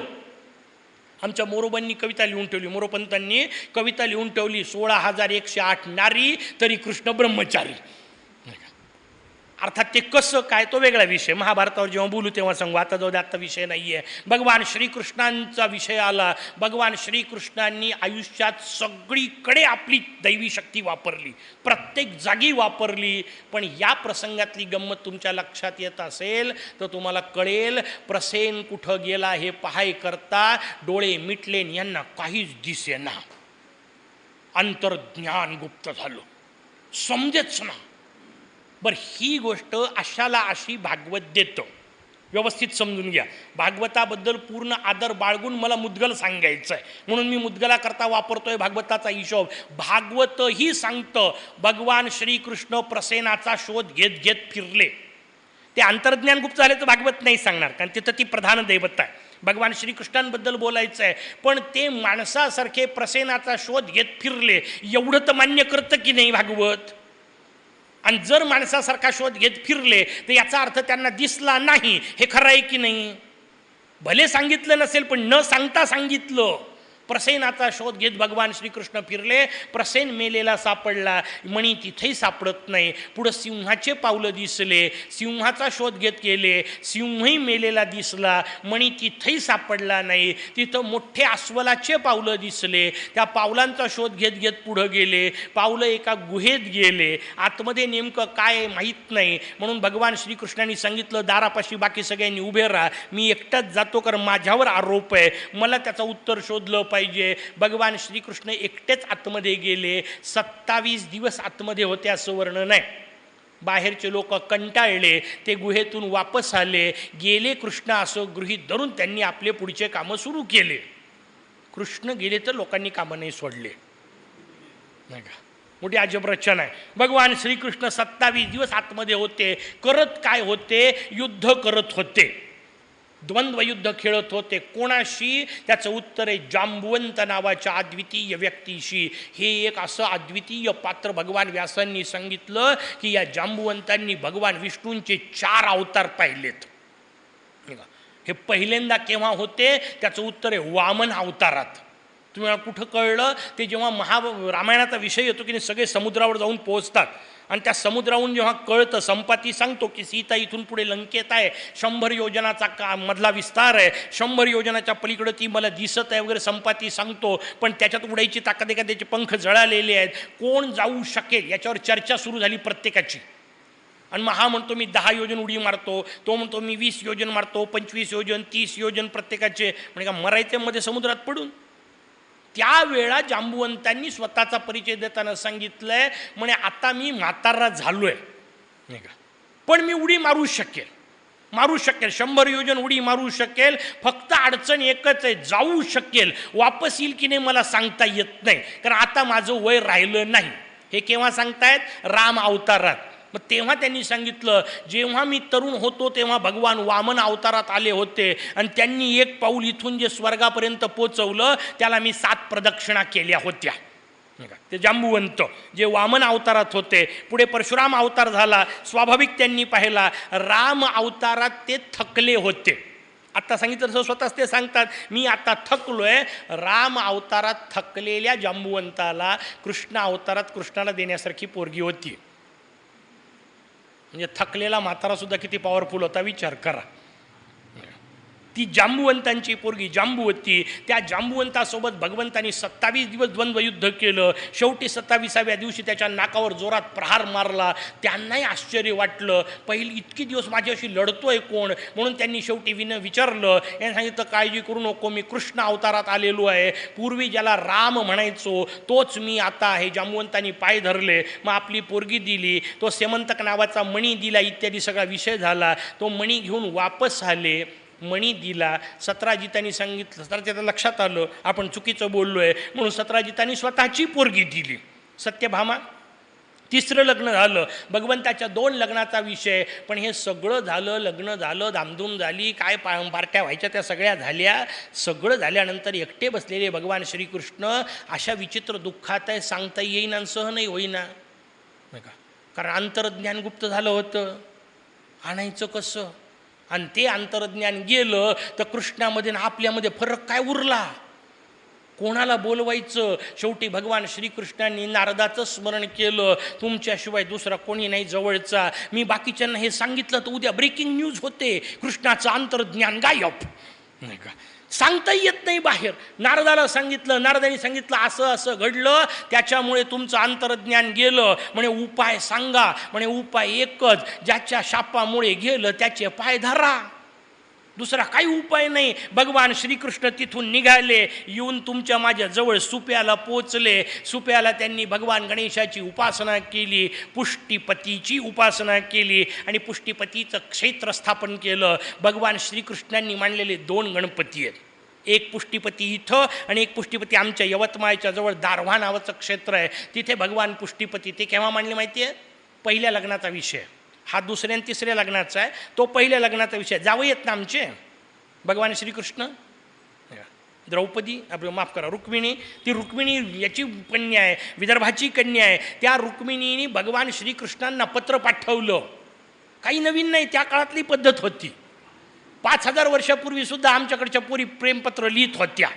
आणि काय सुंदर पत्र आहे. पत्राचं मजकूर ऐकावं, म्हणजे लिहायचं असेल तर असं काहीतरी लिहावं, नाही का. याला म्हणतात प्रेमपत्र. भागवतांनी सगळं डिटेल दिलेलं. आता आपला विषय नाही, पण आलाय ओघात म्हणून सांगतो. मी एक सिंहीण आहे, पत्राची स्टार्टिंग. काय स्वतःचा कॉन्फिडन्स आहे. मी एक सिंहीण आहे, तुम्ही सिंह आहात असं ऐकलंय. माझ्या मागे एक कोल्ह लागलेलं आहे, शिशुपाल. त्याच्यासोबत सगळी ठरली होती, झाली होती. माझ्या मागे एक कोल्हा लागलेला आहे. सिंहिणीने सिंहाची अपेक्षा केली तर चुकलं काय, पत्र खतम. याला म्हणतात पत्र. या असं प्रेमपत्र असलं पाहिजे. भगवान द्वारकाधीश तिथून धावत धावत येऊन पोचले. रात्रीतून त्यांनी त्या सगळा प्रवास केला. सकाळी कुंडिनपूरच्या राजधानीच्या हिशोबात आले, जिथं सध्या अमरावतीची अंबाबाई आहे, तिथून तिला उचललं. अमरावतीच्या त्या स्थानावर दर्शनाला आलेली रुक्मिणी घेतली आणि भगवान श्रीकृष्ण आहेत. आयुष्यात एक गोष्ट सरळ नाही केली, नावच कृष्ण. मला सांगा, अमरावती आले कुठून? द्वारकेहून, गुजरातमधून येऊन घेतलं अमरावतीवरून. अमरावतीहून घेतल्यानंतर गेले कुठं असतील? आपल्या डोक्यातली कल्पना, द्वारकेत. पाठलाग कोणीकडे होईल? द्वारकेत. हे पूर्ण 180 डिग्री उलटे तिकडं पोहोचले, विदर्भात. इकडं नाही आले, कारण त्यांना माहिती आहे पाठलाग इकडं होणार, कृष्णनीती आहे ना. उलट्या पद्धतीत तिकडं जाऊन पोहोचले. मागून बलराम आले, बलरामाने सगळ्या सैन्याचा संहार केला वगैरे, सगळा विषय झाला, जिंकले. बलराम येऊन पोहोचले, दोघांनी मग बलरामाचे पाय धरले. पण पद्धत असते तुमच्या माझ्या घरात, नवीन पोरगी घरामध्ये आली की पहिल्या दिवशी करायची पूजा कोणती? लक्ष्मीपूजन. घरी येऊन पोचली की लक्ष्मीचं पूजन करायचं असतं. भगवान श्रीकृष्ण कसे करतील? कारण उचलून आणली तीच लक्ष्मी होती. आता पूजन कोणाचं करतील? मग दोघांनी मिळून पूजन करायचं ठरलं. पूजन त्या दोघांचा पूज्य असलेल्या मोरयाचं केलं. आणि म्हणून गणेश स्थापना तिथं केली आहे. ते पहिल्या लग्नाची आणि हे दुसऱ्या तिसऱ्या लग्नाची. 3 हिशोब भगवंतांनी केले. 2 वेळा मिळून 2 पुष्टीपतीचे स्थान आपल्याला पाहायला मिळाले. पण गंमत समजून घ्या, मला त्यातली सांगायची आहे की असं अंतर्ज्ञान गेलं होतं, हे भागवतही कबूल करतं. गेलं कसं ते सांगणार नाहीत, तिथे आलं कसं तेही सांगणार नाहीत, पण भागवतही मान्य करतं. एका प्रसंगापुरतं का होईना भगवान श्रीकृष्णाचं चरित्र थोडंसं न्यून आहे. त्याला जर संपूर्ण करायचं असेल तर माझ्या मोरगावच्या मयुरेश्वराशिवाय पर्याय नाही. ही भगवान कृष्णाची अवस्था आहे. हे भागवतातली कथा मुद्दाम अधिक विस्तारपूर्वक सांगितली. शिवपुराण सांगतं भगवान शंकर गणेशाची उपासना करतात. मग तर मान्य कराल की नाही? मुद्गल सांगतं कौतुकाचा विषय नाही, कारण मुद्गल पुराणच गणेशाचं आहे. गणेश पुराण सांगतं कौतुकाचा विषय नाही, कारण पुराणच गणेशाचं आहे. अरे पण शिवपुराण आपल्याला सांगतं. शिवपुराणामध्ये युद्धकांड नावाचं कांड आहे. त्या कांडामध्ये 10व्या नंबरचा अध्याय आहे. श्लोक नंबरसुद्धा सांगतो 16 आणि 17 नंबरचे. कारण अभ्यासच करून काढलेत मुद्दाम, लक्षात ठेवावंच लागतील ना. जाऊन पाहू शकता तुम्ही घरी. शिवपुराणामध्ये युद्धकांडात 10व्या अध्यायामध्ये 16-17व्या श्लोकात वर्णन आलं. त्रिपुरासुर भगवान शंकरांच्या हाताने मरणार हे विधीचं लिखित आहे, पण मरत नव्हता ही वस्तुस्थिती आहे. भगवान शंकर हतबल झाले, कारण त्रिशूळसुद्धा काम करत नाही म्हटल्यानंतर भगवान शंकर युद्धभूमीतून गुप्त झाले. भगवान विष्णूंना बोलावण्यात आलं. विष्णूंना विचारलं काय करायचं. विश्वप्रलयाचं हत्यार वापरलं, ते जर वाया गेलं तर आता संपलं ना, याच्या पुढे नाही माझ्याजवळ काही वापरायला, मरेल कसा. या नाही तर तुम्ही उठले ताबडतोब युद्धाला गेले. गणेश उपासना कुठं केली, आकाशवाणी झाली. शिवपुराण आपल्याला सांगतं, जोपर्यंत हे शंकरा तुम्ही गणेशाची आराधना करणार नाही तोपर्यंत तुमच्या हातून त्रिपुरासूर मरणार नाही. यांनी भगवतीला बोलावलं. भद्रकालीम समाहूय श्लोक आपल्याला सांगतो. जगदंबेला बोलावलं. दोघांनी मिळून उपासना केली, भगवान गणेशाची स्थापना केली. व्यवस्थित यासाठी कथा सांगायची आहे की लक्षात ठेवा, जर गणेश केवळ शिवपुत्र असते, जर केवळ शंकराचे पुत्र असते तर किमान शंकराच्या काळात परिस्थिती इतकी वाईट नव्हती का बापानी पोराची उपासना करावी. आजच्या काळाबद्दल बोलत नाही मी, सांगता येत नाही, पोराच्याच विनंत्या करावं लागतात. तुमच्या माझ्या लहानपणी आपल्याला भीती होती बाप घरातून हाकलून देईल, आता भीती वाटायला लागली पोरगं पळून जाईल की काय. काळ बदलला, तो वेग सोडून द्या विषय. पण किमान शंकराच्या काळात इतकी वाईट अवस्था नव्हती की बापांनी पोराची उपासना करावी. भगवान शंकर गणेशाची उपासना करतात, देवी पार्वती गणेशाची उपासना करते. मला सांगा, जर शंकर आणि पार्वती गणेशाची उपासना करत असतील तर ते शिवपुत्र कसे असतील. ते शिवपुत्र नाहीत. माझ्या मोरयाचं स्वरूप समजून घ्यायचं असेल तर भागवताची ही कथा समजून घ्या. माझ्या मोरयाचं स्वरूप समजून घ्यायचं असेल तर शिवपुराणाची ती कथा समजून घ्या. आणि मग माझ्या मोरयाचं नेमकं स्वरूप काय आहे ते समजून घ्यायचं असेल तर मोरगावात येऊन पोहोचा. तिथं अंकुशधारी महाराज आपल्याला स्वरूप सांगतील मोरयाचं. निजे भूस्वानंदे जडभरत भूम्याम परतरे तुरीयायास्ती रे परम सुखदे त्वम निवससी मयूरायानाथ त्वमसी च मयूरेश भगवन. कसा आहेस तू, आतस्त्वाम संध्याये, म्हणून मी तुझं ध्यान करतो. कसा आहेस तू, शिव हरी रवी ब्रह्म जनकम. यांचा पोरगा नाही, या सगळ्यांचा बाप बसलाय. आणि परवा तुकोबांनी सांगितलं तसं, ऐसे तिन्ही देव जेथोनी उत्पन्न तो हा गजानन माय बाप. शंकराचा बाप आहे हे तुकोबा म्हणतात. त्यांचं तर ऐका, स्वानंद पुंड जाऊ द्या, तुकोबांचं तर ऐकाल की नाही, कारण ते खोटं बोलत नाही. साधा हिशोब समजून घेतला पाहिजे. अंकुशधारी महाराज सांगतायत हा शिव हरी रवी ब्रह्म जनक आहे. या सगळ्यांचा जनक असलेला मोरया चिंतन त्याचं आहे. शंकराचा पोरगा, पार्वतीचा पोरगा किंवा मळापासून तयार केला इतकं सामान्य विषय नाही. या सगळ्यांना निर्माण करणारं ओंकार रूप परब्रह्म परमात्म तत्व मोरया माझं उपास्य ते आहे. त्या उपास्याचा हिशोब सांगितला. म्हणून भगवान श्रीकृष्णाची कथा सांगितली. भले 2-4 दिवसापुरतं झालेलं असेल, म्हणजे ते 27 दिवस सोडून द्या, आधीचा काही आणि पुढचा महिनाभर तरी नक्की याला असं याच्यात नाही का. ज्या दिवशी कळलं तेव्हापासून पुढे शोधा करता गेले. 27 दिवस युद्ध केलं. वापस आल्यानंतर भले नारद भेटले. नारदांनी ताबडतोब सांगितलं, इथं येऊन पोचले आणि एकाच दिवसात भगवान प्रसन्न झाले असं गृहीत धरा फार तर. पण तरी 1 महिन्याचा काळ तर गेला की नाही हो. म्हणजे निदान 1 महिना का होईना भगवान श्रीकृष्ण बिना अंतर्ज्ञानाचे होते. याचा अर्थ मर्यादित काळात का होईना ते मर्यादित होते. अमर्याद तत्व एकच एक माझा मोरया, संपला विषय. हे व्यवस्थित आपल्याला समजून घेण्याकरता ही कथा आहे. ती सगळी कथा सांगितली आणि मग स्वाभाविक दशरथाने विनंती केली की एक काम करा, असं एक एक कथा काय सांगता. वर्षात तुम्ही सांगितलं 2 चतुर्थ्या प्रत्येक महिन्यात असतात, याचा अर्थ वर्षात 24 चतुर्थ्या असतात. सगळ्यांच्या कथा सांगा. यांनी विचारले 24च्या कथा, त्यांनी 26च्या सांगितल्या. तुम्ही आणखीन 2 कुठून आणल्या. सध्याचा मास नाही का चालू, अधिक, त्याच्यामुळे एक अधिक शुद्ध एक अधिक वद्य अशा 26 चतुर्थ्यांच्या कथा सांगितल्या. पण या कथा जर तुम्ही ऐकल्या तर तुमच्या लक्षात येईल, वाचल्या तर तुमच्या लक्षात येईल, सगळ्या कथा सारख्याच आहेत, एकही बदल नाही.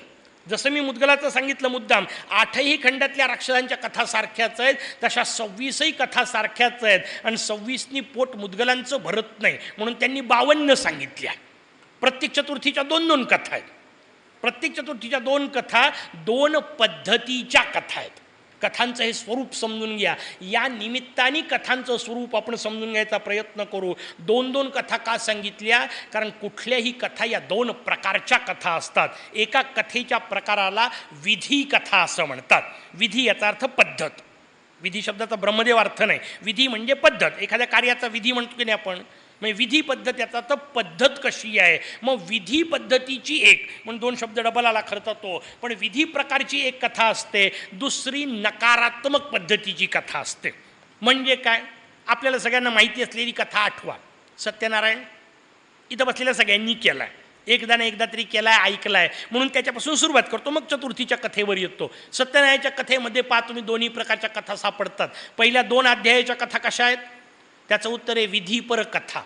यांनी सत्यनारायण केला म्हणून त्यांना हे फायदे झाले म्हणून तुम्ही सत्यनारायण करा, याला म्हणतात विधीपर कथा. पुढच्या 3 अध्यायाची कथा कशी आहे? यांनी केला नाही म्हणून त्यांचं असं बिघडलं, तसं तुमचं बिघडू नये असं वाटत असल तर तुम्ही सत्यनारायण करा. दोन्हीकडून काय करा? सत्यनारायण करा, एवढंच सांगायचं आहे. या पद्धतीने सांगितलं, त्या पद्धतीने. कसं आहे, श्रुती माता आहे, पुराण हे शास्त्र आहे, आणि शास्त्र हे एखाद्या मातेसारखं असतं. ते गोड पद्धतीने सांगतं. अभ्यास करण्याकरता माता 2 पद्धती मुलांना वापरतात. कोणत्या? पहिली पद्धत, आज जर संध्याकाळपर्यंत तू एवढा गृहपाठ करून दिला तर तुला 1 लाडू देईल, ही झाली पहिली पद्धत. दुसरी, जर एवढं नाही केलं तर बाथरूममध्ये कोंडून ठेवील, दुसरी पद्धत. या पद्धतीने कर का त्या पद्धतीने कर, अभ्यास कर, एवढंच सांगायचं असतं.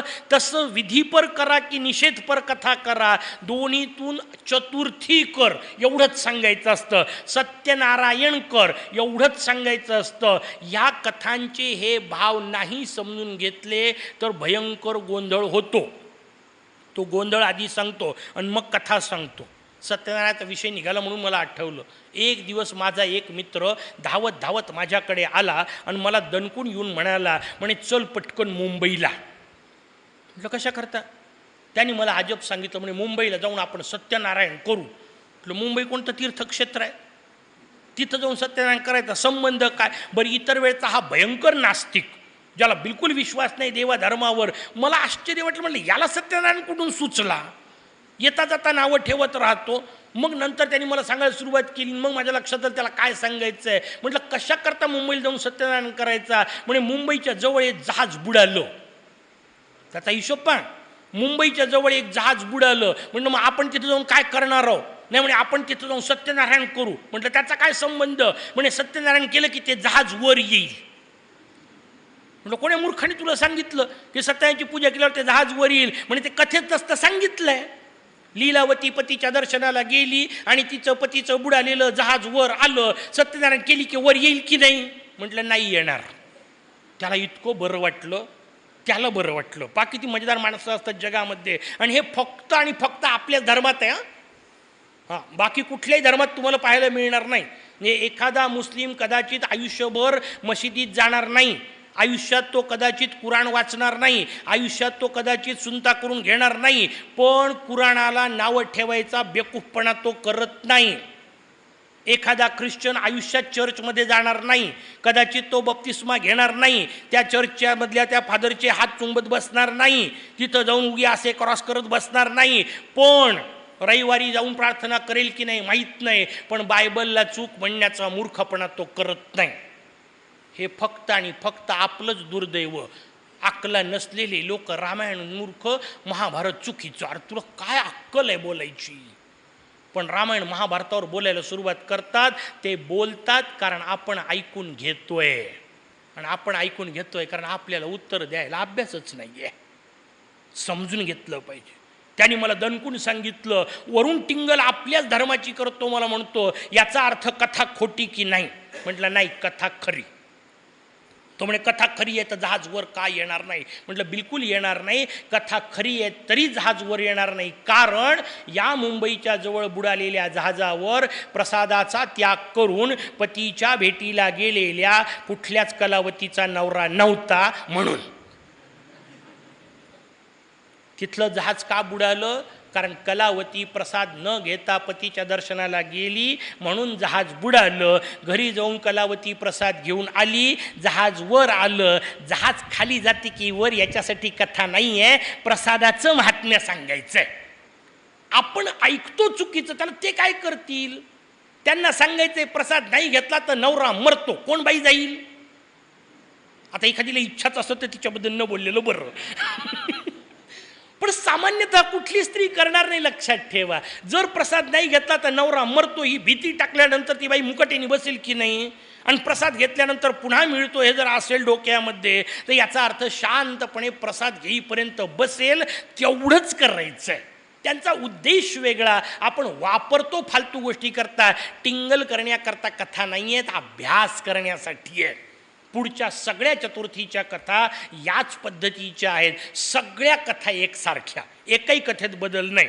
प्रत्येक कथेमधला विषय काय? एका कथेमध्ये या राजाला हा त्रास होता, या ऋषीला तो त्रास होता, या माणसाला असं दुःख होतं, त्याला तसं दुःख होतं. सगळ्या प्रकारचे दुःख आले. तर 26 सांगायचे म्हटलं तर वेगवेगळे आले ना.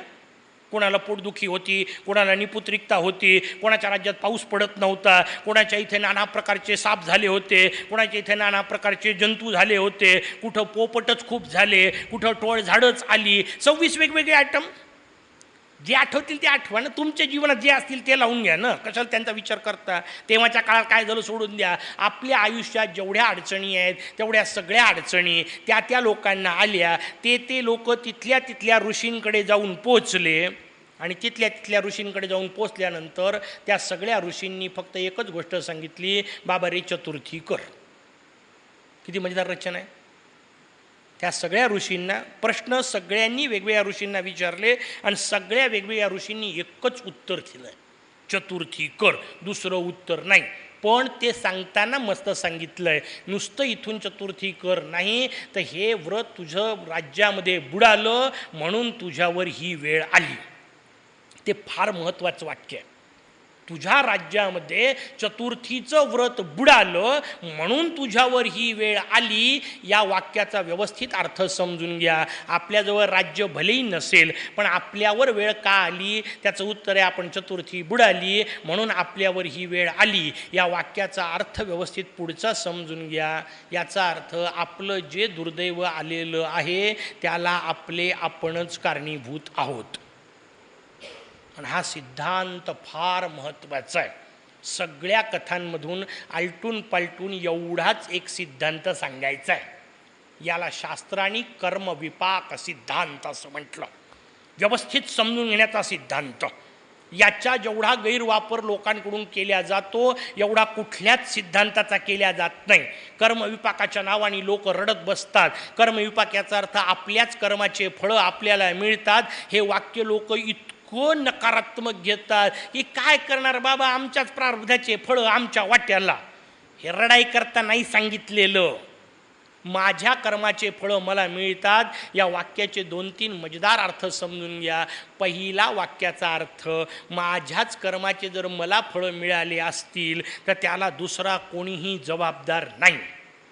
वाक्याचा अर्थ, ना माझ्या सुखाला कोणी जबाबदार आहे ना माझ्या दुःखाला कोणी जबाबदार आहे. त्याला मुद्गलांनी फार सुंदर संदेश सांगितला, सुखस्य दुःखस्य नकोपि दाता परो ददाती ती कुबुद्धिरेषा. ना मला कोणी सुख देऊ शकतं ना कोणी मला दुःख देऊ शकतं. कोणाच्याही तीर्थरूपाची ताकद नाही मला दुःखी करायची. मी वर्गात एक गंमत करत असतो. वर्गामध्ये शिकवायला बसलो की मुलांना सांगत असतो, म्हटलं मुलांना तुम्हाला एक मजेदार गोष्ट सांगू का? समजा तुमच्यापैकी काही पोरांनी माझा पिरियड बिलकुल आवडला नाही, या कारणाकरता समजा मला उद्या एक पेलाभर विष आणून दिलं तरी मी तुम्हाला सांगतो मी मरत नाही. त्यांना इतकं धक्का बसतो, एवढा भयानक आहे? पेलाभर विष गेलं तरी मरत नाही? म्हटलं तुम्ही व्याकरण व्यवस्थित अभ्यासत नाही, वर्गात तुमचं लक्ष नाही, जागे तुम्ही राहत नाही. वर्गातल्या पोरांना म्हणतोय. तुम्हाला नाही म्हणते, काळजी करू नका. तुम्ही म्हणाल पण आम्हाला तर तसंच वाटलं ना, त्याचं काय आता मग ते जागे की नाही पहा तुमचे तुम्ही. नाही, मला कोणी पेलाभर विष आणून दिलं तरी मी मरत नाही. मी आणून दिलं तर म्हटलं, पिलं तर कुठं म्हटलंय? तुम्ही मला आणून दिलं तरी प्यायचं की नाही याची अक्कल मला आहे ना.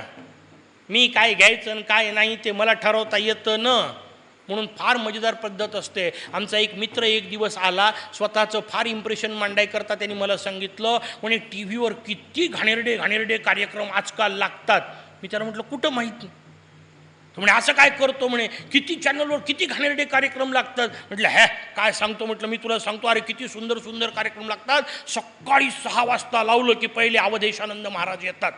म्हटलं त्याच्यानंतर मुरारी बापू येतात. त्याच्यानंतर म्हटलं रोझाजी येतात. त्याच्यानंतर सुंदर सुंदर गणेशला गाणे लागतात. तो म्हणे तू संस्कार चॅनल पाहत असशील. म्हटलं मग बरोबर आहे, तुला कोणी सांगितलं दुसरे पाहायला? घाणेरडे कार्यक्रम लागतात हे तुम्हाला माहिती आहे. या वाक्याचा अर्थ तुम्ही चॅनल लावताय असा होतो की नाही? काय पाहायचं याचं रिमोट आपल्याजवळ दिलंय ना भगवंतानी. ते जसं टी व्हीचं रिमोट आहे तसं तुमच्या माझ्या कर्माचं जे रिमोट आपल्या हातात दिलंय त्याला कर्मविपाक म्हणतात. आपण चुकीचे बटणं दाबत बसतो, याच्यात भगवंताचा दोष नाही. आणि मग नंतर निदान ओरडत बसू नका, मोर्यानी माझं असं काऊन केलं. मोर्यानी काही केलं नाही. मोर्याला कुठं पडलंय तुमच्याकडे पाहायला पुरसूत? 6 अब्ज जगात, कोणाकोणाकडे पाहत बसल आणि सगळ्यांना सोडून तुमच्याकडे पाहावं. एवढे कोणते VIP आहात तुम्ही का मोर्या कामं सोडून तुमच्या मागं लागल? मोर्याला काही देणं घेणं नाही आहे. तुमच्या स्वतःच्या मूर्खपणाचे फळं आपल्याला भेटतात. समजून घेण्याचा विषय आहे. म्हणून कर्मविपाक सिद्धांत व्यवस्थित समजून घ्या. कोणाच्याही कारणाने मी दुःखी होत नाही आणि कोणाच्या कारणाने मी सुखी होत नाही. बाहेरच्या कोणाची ताकद नाही. मी माझा ठरवणार मी सुखी व्हायचं की दुःखी. आपणच ठरवतो म्हणून आपण दुःखी होतो. पण आपली पंचायती आहे, आपल्याला दुःखी व्हायला आवडतं.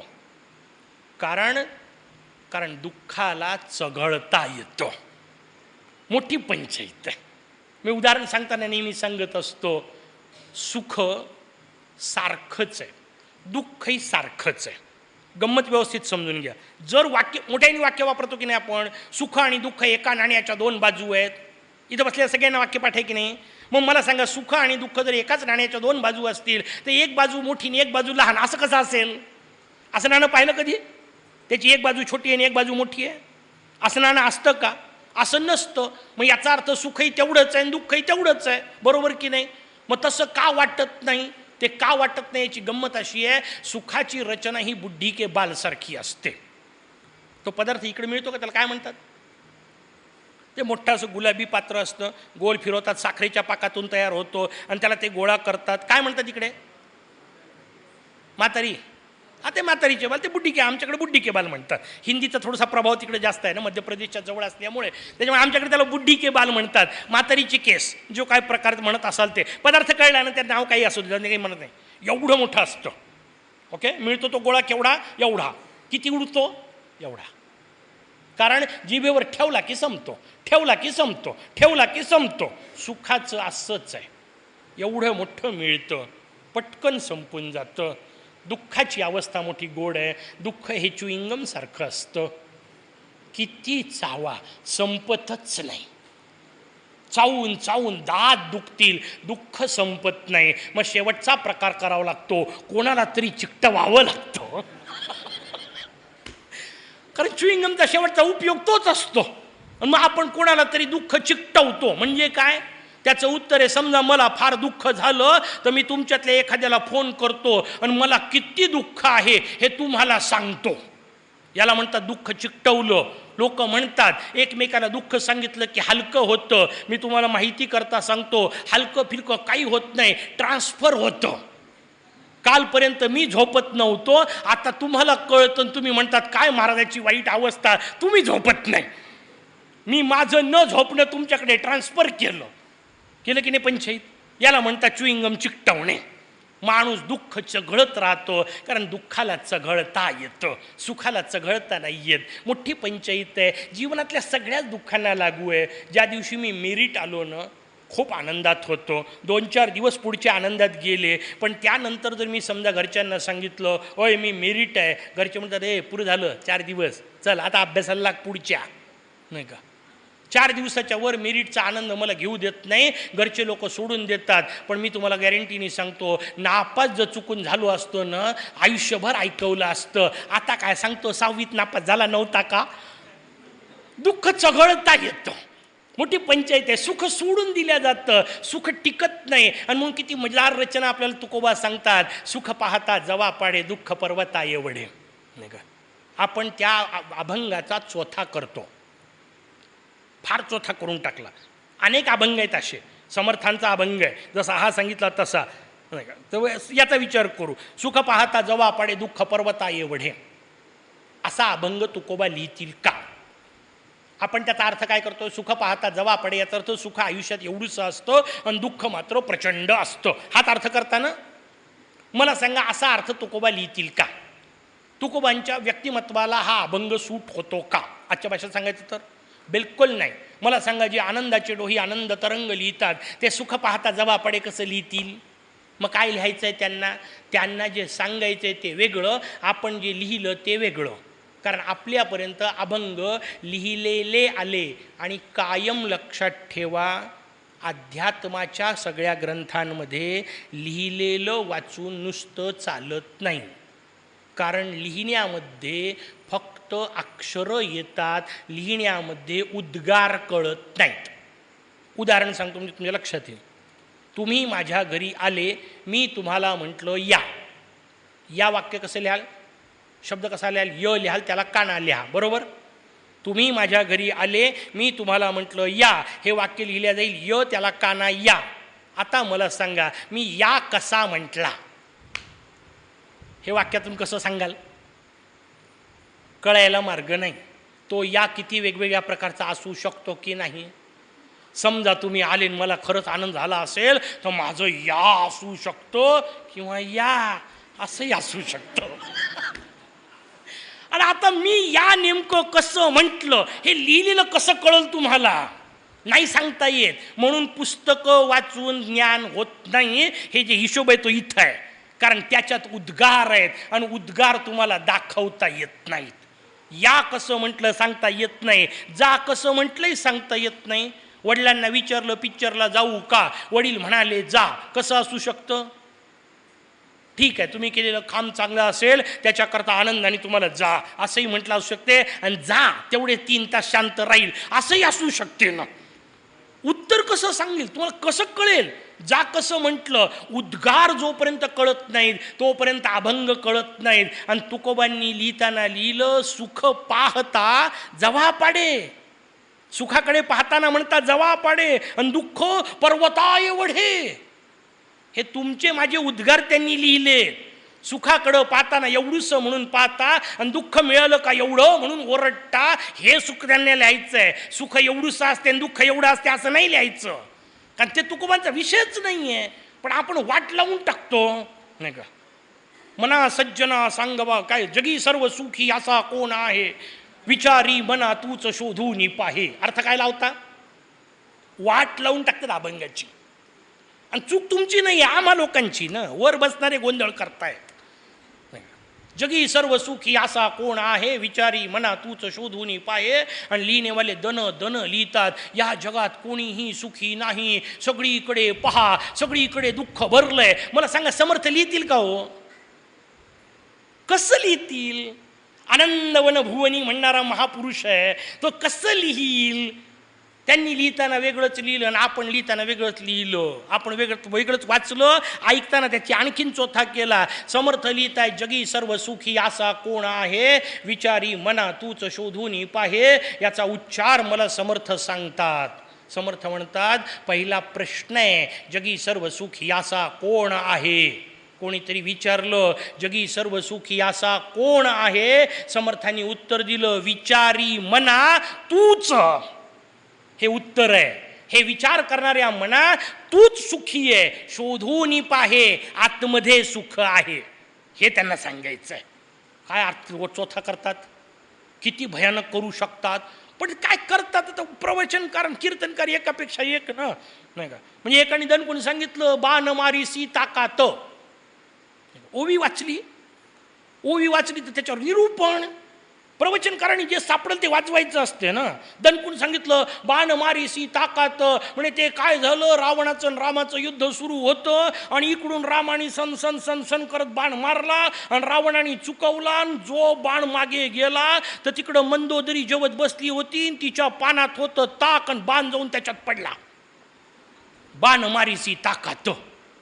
एक कोणीतरी श्रोता जागा होता, त्याने सांगितलं अहो काय वाचताय, जरा व्यवस्थित वाचा, काहीतरी गडबड आहे. बाण मारीसी ताकद, राम कशाला ताकद बाण मारल. यांनी सांगितलं पहा पोथी पाहिली मग लक्षात आलं. याने अनुस्वार वाचलाच नव्हता, शब्द होता बाण मारी सीताकांत.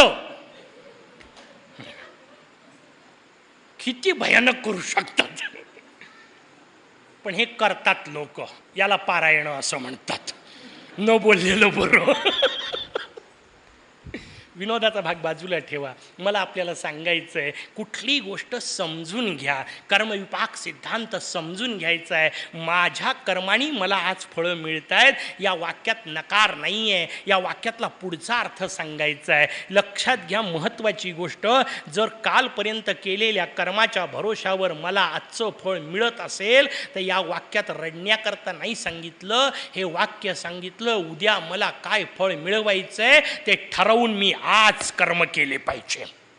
कर्मविपाक सिद्धांत त्याच्यासाठी आहे, रडत बसण्यासाठी नाही. आजचं कर्म माझ्या फळाचं जर हे असेल, कारण शेवटी नशीब म्हणजे काय, मी काल केलेल्या कर्माचे मला आज मिळणारे फळं म्हणजे नशीब.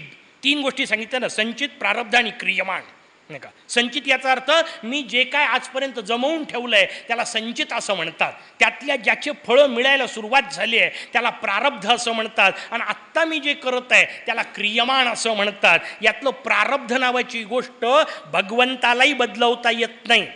स्वतःचं सोडून द्या, म्हणजे आपलं सोडून द्या, त्याचं स्वतःचं बदलवता येत नाही. भगवान स्वतःचंही प्रारब्ध बदलवू शकत नाही, कारण प्रारब्ध हा धनुष्यातून सुटलेला बाण आहे, आता नाही थांबवता येत. प्रारब्ध नाही बदलवता येत. हां, संचित नष्ट करता येतो. आजपर्यंत केलेल्या चुकीच्या जी गोष्टी होत्या त्या सगळ्या चुकीच्या गोष्टींचा साठा झालेला आहे, पाप खूप जमलेले आहेत. पण आता चतुर्थी केली, मागचं सगळं जळालं, होऊ शकतं. संचित गेलो, क्रियमाण आज सुंदर केलं, उद्या फळं त्याचे चांगले मिळतील. प्रारब्ध भोगावंच लागणार आहे, त्याला पर्याय नाही. भगवंताला पर्याय नाही. तुमचं आमचं काय घेऊन बसले, ज्याचं नाव घेतो त्याला जर प्रारब्ध संपत नसेल तर आपलं कसं जाईल. मग प्रारब्ध संपण्याकरता नाहीच पूजा उपासना लक्षात ठेवायची आहे. उपासना ते प्रारब्ध सुखानी भोगण्यासाठी आहे. जे आलं ते आलं, वाट्याला आलं तसं आलं, आणि जे वाट्याला आलं त्याला प्रसाद म्हणतात. आणि प्रसादाचा नियम आहे आपल्याकडे, प्रसाद डोळे मिटून घ्यायचा असतो. का मिटून घ्यायचं डोळे मिटून? त्याचं उत्तर आहे जे मिळालं ते स्वीकारायचं, त्याला म्हणतात डोळे मिटून घेणे. डोळे मिटून घेणे याचा अर्थ जे वाट्याला आलं ते मुकट्याने स्वीकारून मोकळं व्हा. पण आपण डोळे उघडे ठेवतो, डोळे उघडे ठेवून पाहतो काय भेटलं, इथपर्यंतही प्रॉब्लेम नाही. मला प्रसादात काय भेटलं हे मी डोळे उघडे ठेवून पाहिलं, याच्यात प्रॉब्लेम नाही. आपण शेजारच्याचं पाहतो, प्रॉब्लेम तिथं आहे. आणि मग सुरू होतं, मला चिरंजीचे दाणेच आले आणि त्याला काजू गेला. याला मच्छर पहिल्या दिवशीचं सांगितलं, हिशोब पुन्हा तो आपल्याला कळला पाहिजे. ते प्रसाद जसा शांतपणे स्वीकारायचा आहे, ती रचना आपल्याला सांगितली. क्रियमाण सांगितलं, क्रियमाणाकरता आपल्याला कर्मसिद्धांत सांगितला. मी आज असं वागील की मला उद्या पाहिजे तसे फळं मिळेल. आणि उद्या जर मला सुखाने जगायचं असेल तर कायम लक्षात ठेवा, आज दुःख भोगण्याला पर्याय नाही. कारण सुख आणि दुःख हे जर एका नाण्याच्या 2 बाजू असतील तर आज तुम्ही जे पेराल ते उद्या उगवणार आहे. आणि आज दुःख भोगणे या वाक्याचा अर्थ सुख पेरणे असा असतो. ही रचना व्यवस्थित समजून घ्या. माझ्याजवळ 1 किलो शेंगदाणे आहेत, माझ्याजवळ शेती आहे. मी 1 किलो शेंगदाणे सोडले पाहिजे तरच मला पोतेभर मिळतील. मी 1 किलो शेंगदाणे जर सोडले नाही तर पोतभर मिळण्याची सोय नाही. म्हणून मी माझ्या जवळचं चांगलं सोडलं. या वाक्याचा अर्थ ते सोडलं म्हणजे वाया नाही गेलं, ते पेरलं. लहानपणी मी जेव्हा महाविद्यालयात शिकत होतो, शाळेमध्ये शिकत होतो, तेव्हा मी झोपा सोडल्या. अभ्यास केला. या वाक्याचा अर्थ काय? झोपा सोडल्या. झोपा सोडल्या याचा अर्थ काय झालं? झोपा पेरल्या. आणि आता मला सुखाने झोपता येतं, कारण मी तेव्हा झोपा पेरल्या आहेत म्हणून माझ्या उगवत आहेत. अनेक लोक तेव्हा मस्त झोपून राहत होते, नाही का? याचा अर्थ अभ्यास सोडून देत होते, मेहनत सोडून देत होते, कष्ट सोडून देत होते. जे सोडून देत होते ते पेरत होते, ते आता उगवतात. मग आयुष्यभर कष्ट करत राहावं लागतं. आपल्याला पुढे जे मिळवायचं आहे ते आज सोडायला शिका. आणि मग काय सोडायचं? त्याचं उत्तर आहे सुख सोडा. सुख सोडा म्हणजे सुख पेरल्या जातं. आपल्याला सुख ही भोगायची गोष्ट वाटते, सुख ही भोगण्याची नाही, सोडण्याची गोष्ट आहे. म्हणून उपनिषद आपल्याला सांगतं तेन त्यक्तेन भुंजितः, त्यागाने भोग घ्यावा. काय मजेदार कल्पना आहे हो. सोडा म्हणजे उगवतं. त्या काळात जर झोपा सोडल्या तर नंतर उगवतील. हा जो नियम व्यवहारातला आहे तो इथं लागू पडतो. आत्ता सध्या सुख सोडा, दिवसभर न काही खाता राहा, चतुर्थी करा, म्हणजे सुख पेरल्या जातं, मग भरपूर उगवतं. मग उरलेले 13 दिवस 14 दिवस चांगलं खायला मिळतं. त्याच्याकरता चतुर्थी. हा हिशोब समजून घेता. कारण चतुर्थीचा विषय चालू आहे, ते विसरले नाही ना. ते फार महत्त्वाचं आहे. नाही तर सगळं सांगत आहे इकडचं तिकडचं. बाबा काय प्रवचन झालं, घरी गेल्यानंतर विचारलं काय सांगितलं, तेवढं विचारू नका, बाकी सगळं चांगलं होतं. हे नसते कामाचं. चतुर्थीचा हिशोब सांगितला. एक कथा सांगितली मी विधीपर, दुसऱ्या निषेधपर कथा आहेत. निषेधपर याचा अर्थ वाईट कथा. या माणसाने असं असं वाईट केलं, त्याचं असं असं वाईट झालं. या कथा सांगताना आणखीन एक मजेदार प्रकार आहे. एक माणूस होता, एक कथा सांगतो, बाकीच्या लावून घ्या उरलेल्या. एक माणूस होता, भयानक पापी होता. परवा सांगितलं तसं इतका पापी की त्याचे पाप सांगणं कठीण. कथने परदोषानाम दोषी भवती मानवा. वारंवार वापरलेलं आहे ते. कारण दुसऱ्यांचे दोष सांगितले की आपल्याला ते विनाकारण लागतात, म्हणून त्या भानगडीत पडू नये. तुकोबांनी काय सुंदर सांगितलं ना, काशी यासी वरणू दोष आणि कांचे, मज काय त्याचे उणे असे. दुसऱ्याचे दोष सांगायची मला गरज काय आहे? माझ्याजवळ काय कमी आहेत का? मी माझे सोडून देऊन त्याची कशाला पाहत बसू? साधा विषय आहे. हे ज्याला कळतं त्याला संत म्हणतात, बाकीच्यांना जंत. कळलं पाहिजे आपल्याला. लोकांचे दोष सांगायची गरज नाही, पण आपली पंचायत अशी आहे, मी चांगला आहे हे सांगायकरता मी सगळ्यांना वाईट सांगतो. का? कारण मी चांगला नाहीच आहे. अडचण मोठी लक्षात घ्या. मी चांगला आहे सांगण्याकरता मला जर बाकीच्यांना वाईट सांगायचं असेल तर याचा अर्थ एकच आहे, मी वाईटच आहे. ते माझ्याहीपेक्षा वाईट आहेत हे मी तुम्हाला सांगतो, म्हणजे कदाचित मी थोडा बरा वाटू शकतो. किती अजब आहे. गरज नाही कोणाचे दोष सांगायची, माझ्यातले दोष सांगावेत, समोरच्यांचे गुण सांगावेत. ज्याला डाग स्वतःजवळ ठेवता येतो आणि प्रकाश इतरांना देता येतो, त्या चंद्राला मोरया डोक्यावर घेतो. चंद्रातलं गुण आहेत हे. कोणाकडून काय शिकायचं कळलं पाहिजे. चंद्र डाग आपल्याजवळ ठेवून घेतो आणि प्रकाश जगाला देतो, म्हणून मोरया डोक्यावर ठेवतो. भालचंद्र, शांत असतो चंद्र. डोकं कसं असलं पाहिजे? शांत. म्हणून डोकं शांत असलं पाहिजे आणि हातपाय कामात असले पाहिजेत. आपलं उलट आहे ना, म्हणून तर भालचंद्र नाही हो आपण, नाही का. आपला भाल सूर्य, भाल ज्वालामुखी, नाही का. आपल्या डोक्यावर काढायचं असेल तर चित्र कशाचं काढाल? ज्वालामुखीचं, नाही का. चंद्राचं कुठं काढता येतं? आपलं कुठं भालचंद्र आहे? डोकं शांत नाही आहे, हातपाय शांत, हा नुसता पडून आणि डोक्यात सतत स्फोट चालू. कसे सुखी व्हाल? भालचंद्र असलं पाहिजे. वाक्याचा अर्थ डोकं शांत असलं पाहिजे, हातपाय कामात असले पाहिजे. देह प्रपंचाचा दास, सुखे करो काम, मुखी तुझे नाम. तिकडचा विषय आपण उलट नेमकं करतो. सगळ्या संतांनी, सगळ्या पुराणांनी, सगळ्या शास्त्रांनी तेच ते सांगितलं, आपल्याला कळलं नाही. नाना प्रकारचे पाप त्या माणसांनी केले. चतुर्थीच्या आदल्या दिवशी तृतीयेला रात्री ढो ढो दारू पिला. इतका दारू पिला की चतुर्थी पूर्ण दिवस त्याचा बेशुद्धीत गेला. पंचमीला त्याला साप चावला आणि तो मेला आणि त्याला न्यायला विमान आलं. उपाय नाही सांगत आहे, अनेकांच्या डोक्यात विचार आलेला असू शकतो, हे जमलं नाही का, पण त्याच्याकरता साप पाळावं लागेल ना पहिले. पंचमीला चावल्याची गॅरंटी काय नाही का. एवढी कथा सोपी असते का हो? तृतीयेला दारू पिला, चतुर्थीत पूर्ण दारू पिऊन नुसताच पडून होता, पंचमीला साप चावला मेला, आणि तरी भगवंतानी स्वर्गात नेला. भगवान इतका निर्बुद्ध आहे का? बुद्धिपती आहे ना तो. मग कथा का सांगितली? कथा का सांगितली याचा भाव समजून घ्या. त्यातला भाव आहे की त्यांनी पूर्ण न कळत केली तरी त्याला भगवंतानी फळ दिलं. मला सांगा, आपण समजून उमजून केली तर आपल्याला किती फळं मिळतील? तुम्ही म्हणाल न कळत केलं तरी त्याला फळ कसं मिळालं? त्याचं उत्तर आहे, न कळत केलं तरी फळ मिळतं. मोरोपंत आमचे सांगतात, न कळत पद अग्नीवरी पडे तरी दाह न घडे आईसे न घडे.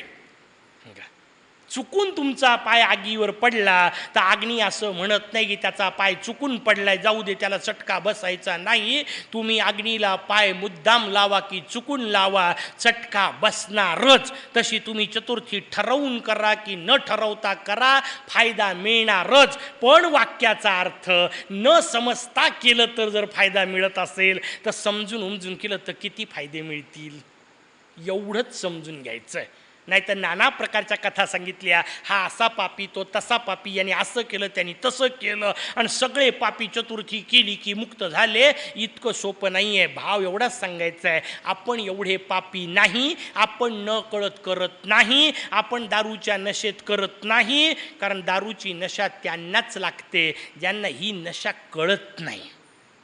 एकदा मुद्गलाची नशा कळू द्या, माणूस आयुष्यात स्पर्शही करत नाही. आपल्याला पुढचे आनंद कळत नाहीत म्हणून खायचे घ्यावे वाटतात. साधा हिशोब आहे. ज्याला काजू बदाम खायला मिळतील तो कशाला दगड फोडत बसेल हो, नाही का. त्याला कशाला शेंगदाणे खाऊ वाटतील? शेंगदाणे तेच खातात ज्यांना काजू बदाम भेटत नाही. काजू बदाम एकदा खायची सवय लागू द्या, मग शेंगदाणे चालत नाही.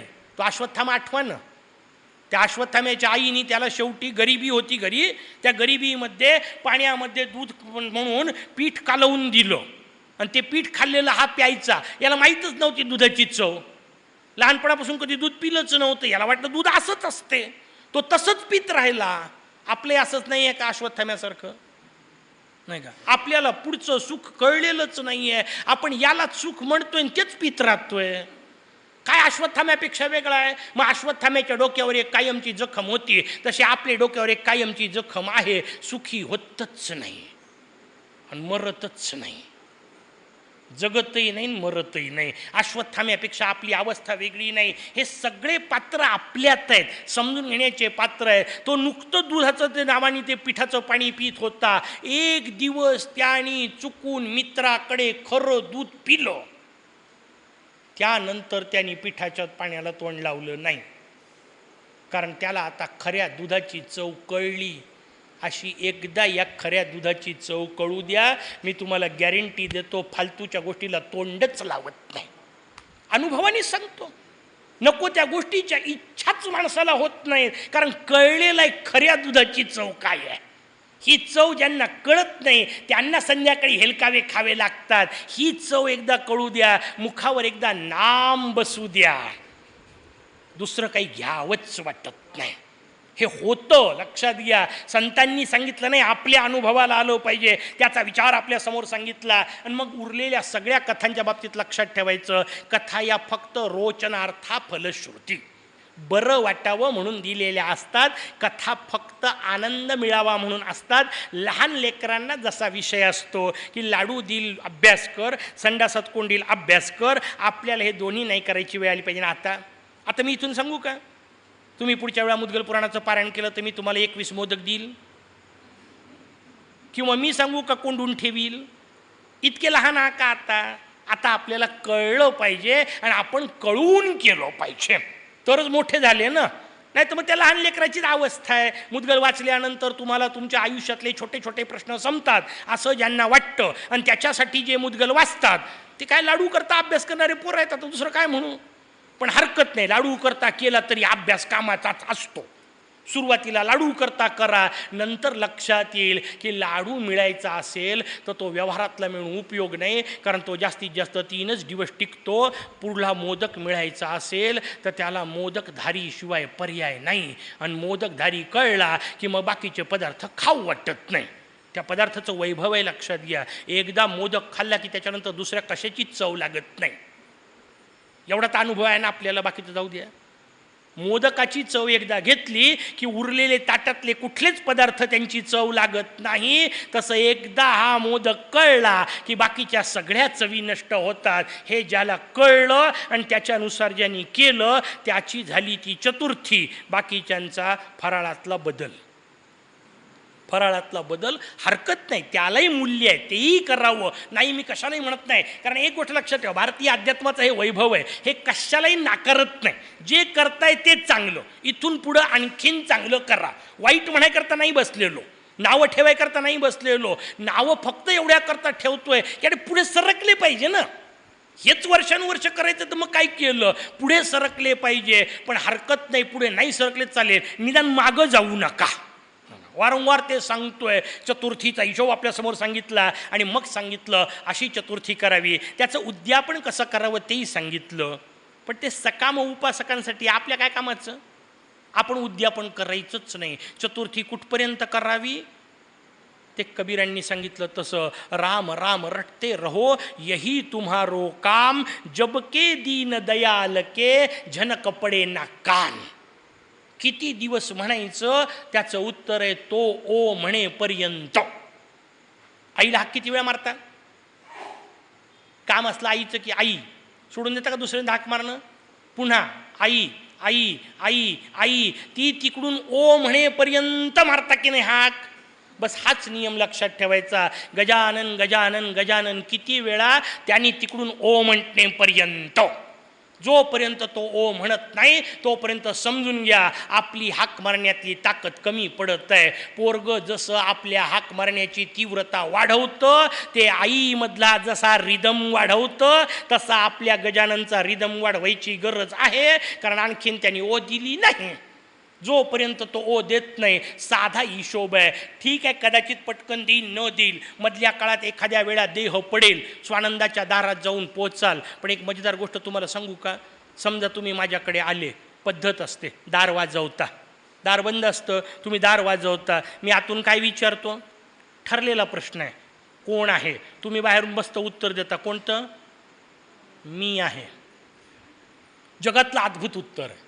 आतला विचारतो कोण आहे, बाहेरचा म्हणतो मी आहे. माझ्या जीवनात घडलेला प्रसंग सांगतो. मी लिहित बसलो होतो, काहीतरी विनोदीच लिहित होतो, त्याच्यामुळे विनोदी मानसिकतेत होतो. माझा एक मित्र आला, त्यांनी दार वाजवलं, मी त्याला विचारलो कोण आहे, त्यांनी बाहेरून मला अद्भुत उत्तर दिलं नेहमीच्या पद्धतीने, म्हणे मी आहे. मी आतून त्याला म्हटलं कमाल आहे. तो म्हणे काय कमाल आहे? म्हटलं आतमध्ये पण मी आहे. काय मीचा खेळ आहे? जो तो आपल्याच हिशोबात चालतोय. मला सांगा, दार वाजवल्यानंतर मी आहे म्हटल्यानंतर आतमधल्यानी उघडायला तुम्ही काय स्वतःला अमिताभ समजता का? तुमचा आवाज माहिती आहे, पण हा अशा याच्यात मी आहे सांगतो का आपला आवाज माहितीच आहे. पण आवाज उघडाल केव्हा? उघडाल दार?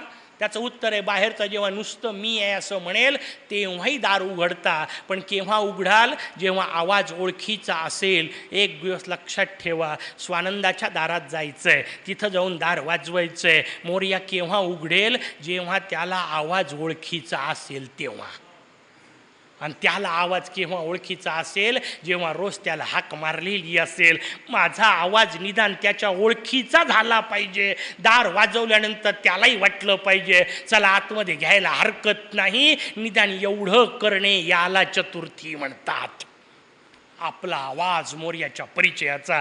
तोपर्यंत उद्यापन नाही. पण सकाम उपासना असेल तर उद्यापन करावं. मग सुंदर सांगितलं, केळीचे खांब लावावे, सुंदर आसन तयार करावं, जमिनीवर पहिल्यांदा शेणाने सारवून घ्यावं, त्याच्यावर दर्भाचं आसन ठेवावं, त्याच्यावर हरणाचं कातडं टाकावं, त्याच्यावर कांबळ असावी, त्याच्यावर धुतलेलं किंवा मलमली वस्त्र असावं. अशा प्रकारचा वस्त्राचा विषय सांगितला. त्याच्यावर बसावं, भगवंताचं ध्यान करावं, समोर सुंदर चौरंग मांडलेला असावा, त्याच्यावर धान्याची रास असावी, त्याच्यावर सुंदर कलश असावा, त्यात पंचप्रकारचे पल्लव असावेत, त्याच्यावर ताटली असावी, त्याच्यात सुंदर धान्य ठेवलेलं असावं, त्याच्यावर गणेश यंत्र काढलेलं असावं, त्याच्यावर 3 पैकी एका तरी प्रकारची प्रतिमा असावी.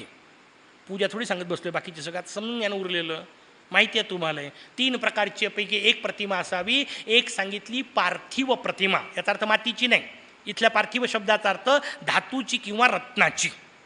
ताकद जशी असेल आपली तशी धातूची किंवा रत्नाची प्रतिमा असावी. दुसरा प्रकार सांगितला नर्मदेश गणेश असावा. नर्मदेच्या पात्रामध्ये लाल रंगाचेच पाषाण मिळतात, त्याला नर्मदा गणेश असं म्हणतात. या नर्मदा गणेशाला प्राणप्रतिष्ठेची गरज नसते, आणला की ठेवण पूजा करा, शुद्ध अशा प्रकारची रचना. आणि तिसरा प्रकार सांगितला मंदार मुळाची गणेश मूर्ती. म्हणून मंदाराचा विषय आपल्याला सांगितला. मंदार पांढरी रुई आपण ज्याला म्हणतो मंदार, मंदार माहिती आहे, मोरगाववाल्यांना मंदार सांगायची गरज नाही. मंदाराच्या मुळाला 21 वर्षानंतर आपोआप गणेश आकार येतो. समजा नाही मिळाला तर शुद्ध मुहूर्तावर मंदाराची मुळी काढून आणावी, चांगल्या कलाकाराकडून त्याची मूर्ती तयार करावी आणि त्याची उपासना करावी. मूर्ती नुसती आणून ठेवून तिजोरीत ठेवल्याने तिजोरी भरत नसते.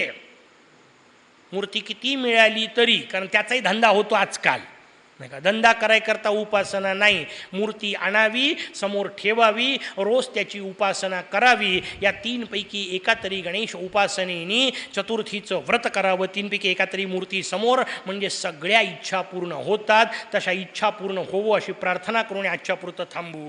जय गजानन.